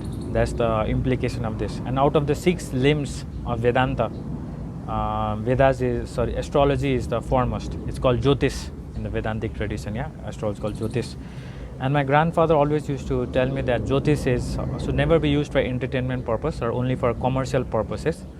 And that it's intimately related to the law of karma, and the astrological planets, they can affect the deities as well as up to 6 stage bodhisattvas. So this my grandfather also explained, and this is my own experience as well, that even up to the 6 stage bodhisattvas, people as advanced as that can be affected by the planets.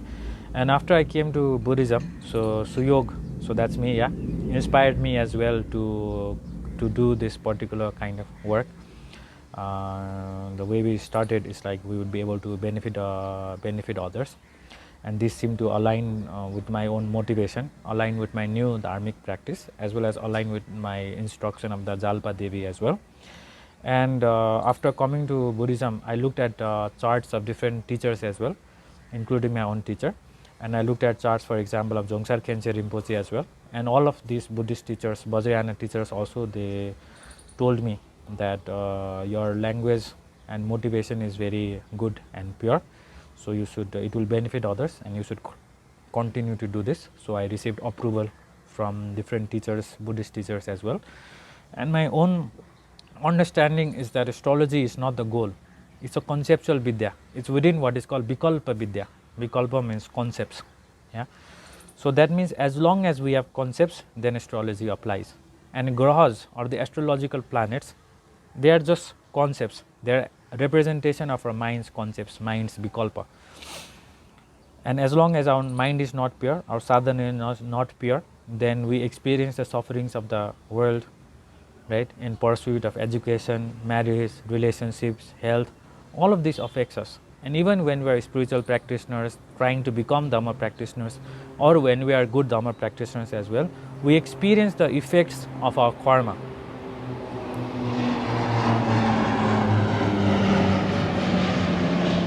And all these external things, including our health, relationships, they affect our practice as well, spiritual practice as well. So therefore, for the practitioners as well, then astrology is useful to pacify these obstacles, because at the end astrology is just a study of karma.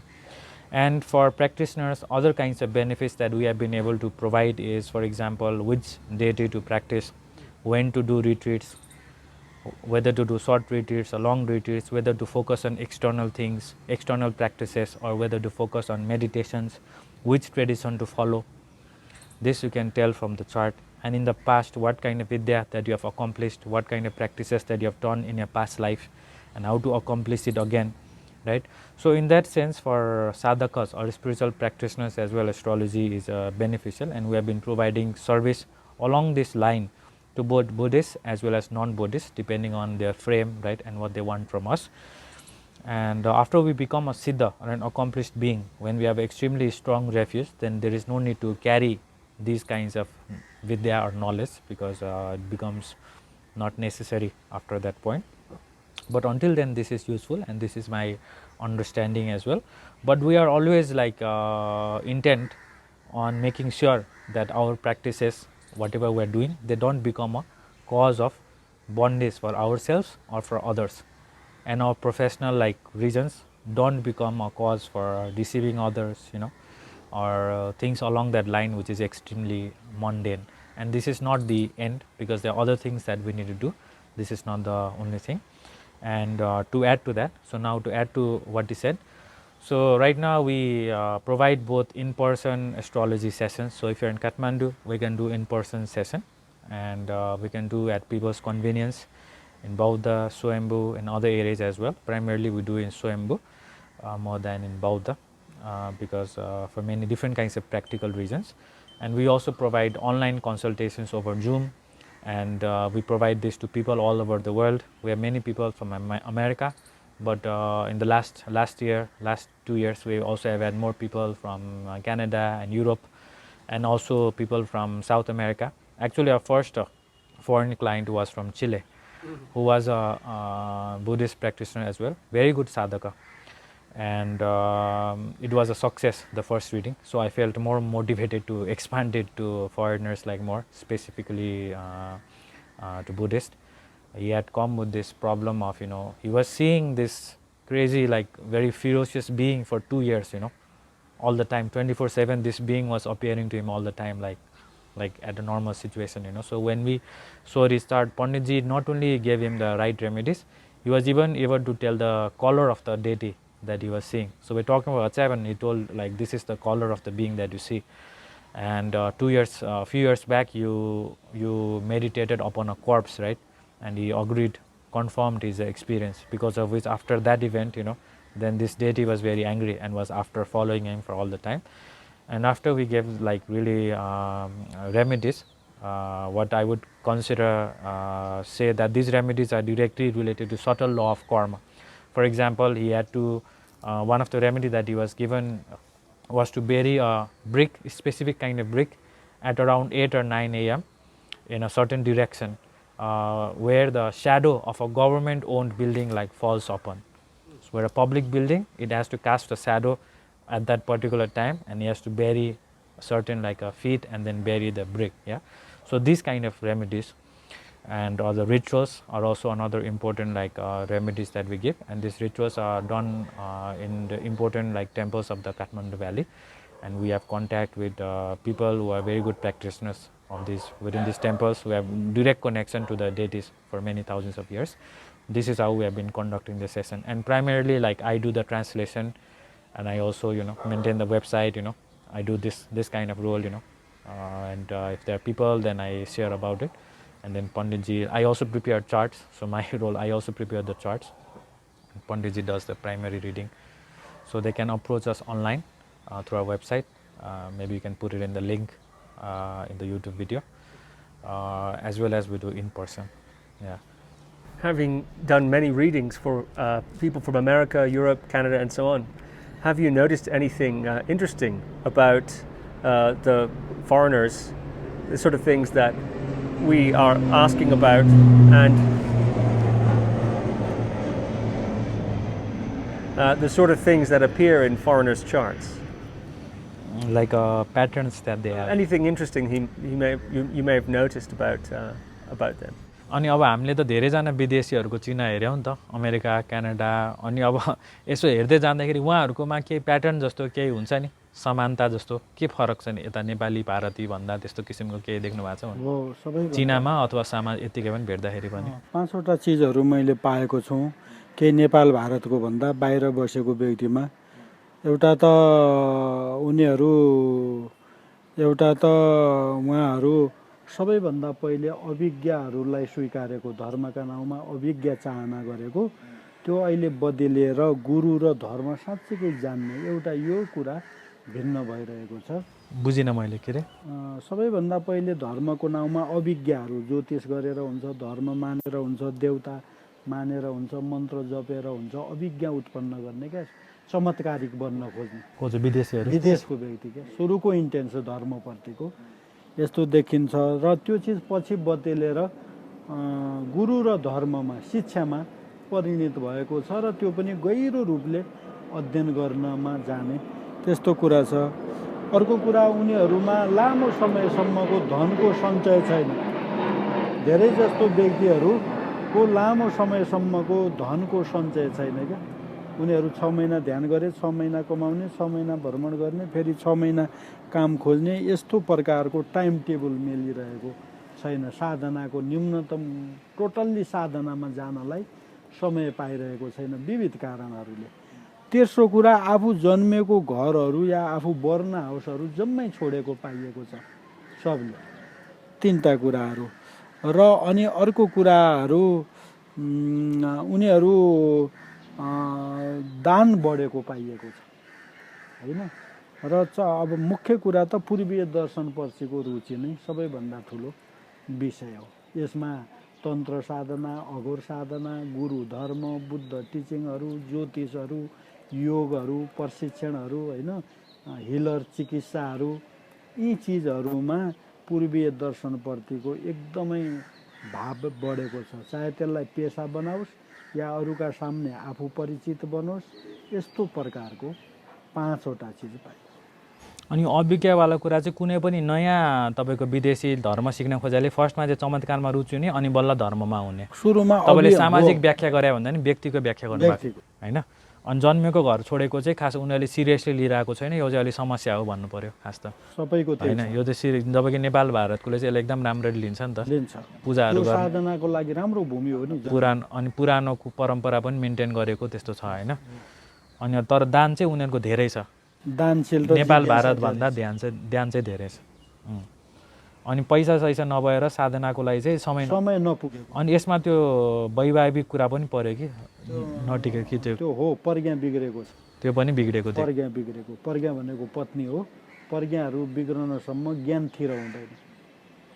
He's saying there are 5 things that I've noticed that is very important, I would say. Yeah. First thing is, when Westerners first come to their interest in Dharma, it seems to come, they're first initially really attracted by magic and clairvoyance, esoteric things. That is their attraction. And then once they start maturing, then it transforms to education and real Dharma practice and going deep in that practice. So this initial stage is a little maybe problematic, I think that's what he's trying to say. And the second thing is, there is no stability. People, there is no, first of all, no accumulation of wealth. They have 6 months they meditate, 6 months they travel, and 6 months they work. So there is no stability of continuous supply of money. So this affects Dharma practice, spiritual practice, because there is no they're somehow not getting time for different practical reasons. And along with this, for example, no stable relationships, no marriage, no stable marriage. This in Nepal and India, this is not a big problem. So for people from the West, this is a serious issue because there is no stability in relationships. Then it becomes an obstacle, because pragya, stability in pragya represents stability in some aspect of dharma as well. So this is also a big problem that I've seen. And then most Westerners, they leave their houses, family completely behind. So this is also very bad. Because you need to respect your wherever you come from, whatever situation you come from, you need to respect your family and extended family. So this is also completely missing, which is a big problem and affects their practice very significantly, which people, so I would like to add to that, people, when he is emphasizing that in the readings as well, people don't take that seriously or somehow don't understand the gravity that he's trying to communicate to them about these things. Yeah. Whereas people, I mean, in the Nepal, India in general, they're really conscious about these things. They're really tied to the family. And then fourth is, the good thing is, they are interest in they're more generous, he feels, compared to people from this region. So this is good. They are more generous. And then also in general, they have their interest in Eastern tradition, including Agora, Tantra, Buddha's teachings, Jyotish, Yoga, healing. All of these things seem to be increasing. So this is more of a societal commentary rather than an individual thing, right? So this is positive, because it's a path to, these are all aspects of spirituality. Okay, well, thank you. I've taken a lot of time. Thank you very much. Panditji, thank you. Suyog, thank you also for translating and for organizing. Yeah, thank you, Steve. Do you have any concluding remarks that you'd like to make as we bring the interview to a close? अब यो अन्त्यमा के निष्कर्ष के भन्न चाहनुहुन्छ, सल्लाह त्यस्तो केही अथवा तपाईँ? हजुर, स्टाबल हैन, स्टिभ हैन, त्यो भाइ हो। तपाईले तपाईसँग भेट भयो, तपाईँ धेरै राम्रो, भोलि गएर तपाईँ राम्रो प्र्याक्टिसर, एउटा राम्रो साधक बन्न सक्छ। त्यसैले जगतका ज्ञानहरू तपाईँ हामीलाई पाल्नसम्म मात्र छन्। यसले तपाईँ हामीलाई केही समय सुख दिन्छ, नाम चलाउला हैन, हामी 2-4 वर्ष रमाइलो गरौँ, तर यो सबै विकल्प विद्याहरू हो। यसलाई प्रयोग गरेर जगतको व्यवहारलाई थाहै गरे पनि परमार्थकै बाटो तपाईँ लिनुहोस्। किनभने अघि हामीले जो घर त्याग्ने कुरा गऱ्यौँ, ज्योतिषले, धर्मले झन् परिवारलाई सम्मान गर भन्छ, झन् जन्म जन्मका आमालाई तार, जन्म जन्मका बाउको ऋण तिर हैन, भाइहरू आफ्नो श्रीमती प्रज्ञालाई शुद्ध पार, सन्तानलाई धर्ममा लगा भन्छ। भगवान बुद्धले पनि त्यही भन्यो, ज्योतिषले पनि भन्छ, र त्यो युनिभर्सल नै त्यस्तो छ भने। अब एउटा यहाँ छोरा चाहिँ ध्यान गरिरहेको छ, बाउ कुन सडकमा भेग मागिरहेको छ, त्यो नो म्याटर मान्छ क्या बाहिरको व्यक्तिले। त्यो चिजले पनि साधना सिद्ध हुन पाउँदैन। त्यसैले तपाईँ आफ्नो घर परिवार सबैलाई शुद्ध पारेर साधनामा नै लाग्नुहोस्, किन यो जीवनपछि कहाँ जन्मिन्छ थाहा छैन। त्यसैले तपाईँसँग भेट भयो, तपाईँ छिटो धर्ममा प्रवेश गरेर शुद्ध चिज जान्ने कोसिस गर्नुहोस्। पछि हाम्रो सम्पर्क भइरहन्छ। यसले जगतमा पनि वृत्ति बन्छ, परमार्थमा पनि हामी सबैको हित हुन्छ। हामी भेटिरहन राम्रो हो। यो चाहिँ उहाँलाई पनि अनि अरू दर्शकको लागि पनि, उहाँले दर्शकको लागि पनि। Okay, so he gave you a personal advice as well, and I asked, I guess this applies to the audience as well, and he's saying, yeah, sure. So he's saying you can become a good sadhaka, Steve, yeah, good spiritual practitioner. So I guess this goes to the audience as well. And whatever worldly wisdom that we have, skills of the world, the trades, and tricks of the world that we have learned, they may help us for fame, gaining money, and they will make us happy for 2-3 years perhaps, but this is all concepts. This is all a vikalpa vidya, conceptual like vidya, conceptual knowledge.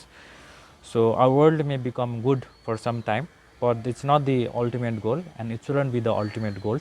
This, I think, is the most important thing to understand. And generally for the Western audience, what I would like to advise is that, astrology, neither like Jyotish nor Buddha Dharma, like teaches us to abandon our family. In fact, if you look at Buddhism, for many births, we are supposed to liberate our mothers from like infinite birth times. So this would be our understanding. I have seen it to be very common in the Western like context that they are practicing here, and then their father, their mother are like abandoned back home. They're in the streets even, and they don't take it as a big deal. This actually affects the accomplishment of the sadhana. The dharma becomes meaningless actually if you treat your family and everyone like this. So you have to purify your house, purify your family members, purify your marriage, and even the Buddha has told us to slowly, gradually inspire our everyone close to us to the dharma, including our brothers, sisters, all of these sorts of figures. So it's important to have this understanding. This is my advice to the Western audience based on my understanding. So we shall continue to meet in future as well, and you should be skillful with both the worldly ways as well as enter dharma practice like seriously. So this is my wish for everyone in the audience, that may they enter the dharma practice as well as become accomplished in the worldly wisdom as well. Thank you, Panditji. Thank you, Suyok. Thank you for listening to another Guru Viking podcast. For more interviews like these, as well as articles, videos, and guided meditations, visit www.guruviking.com.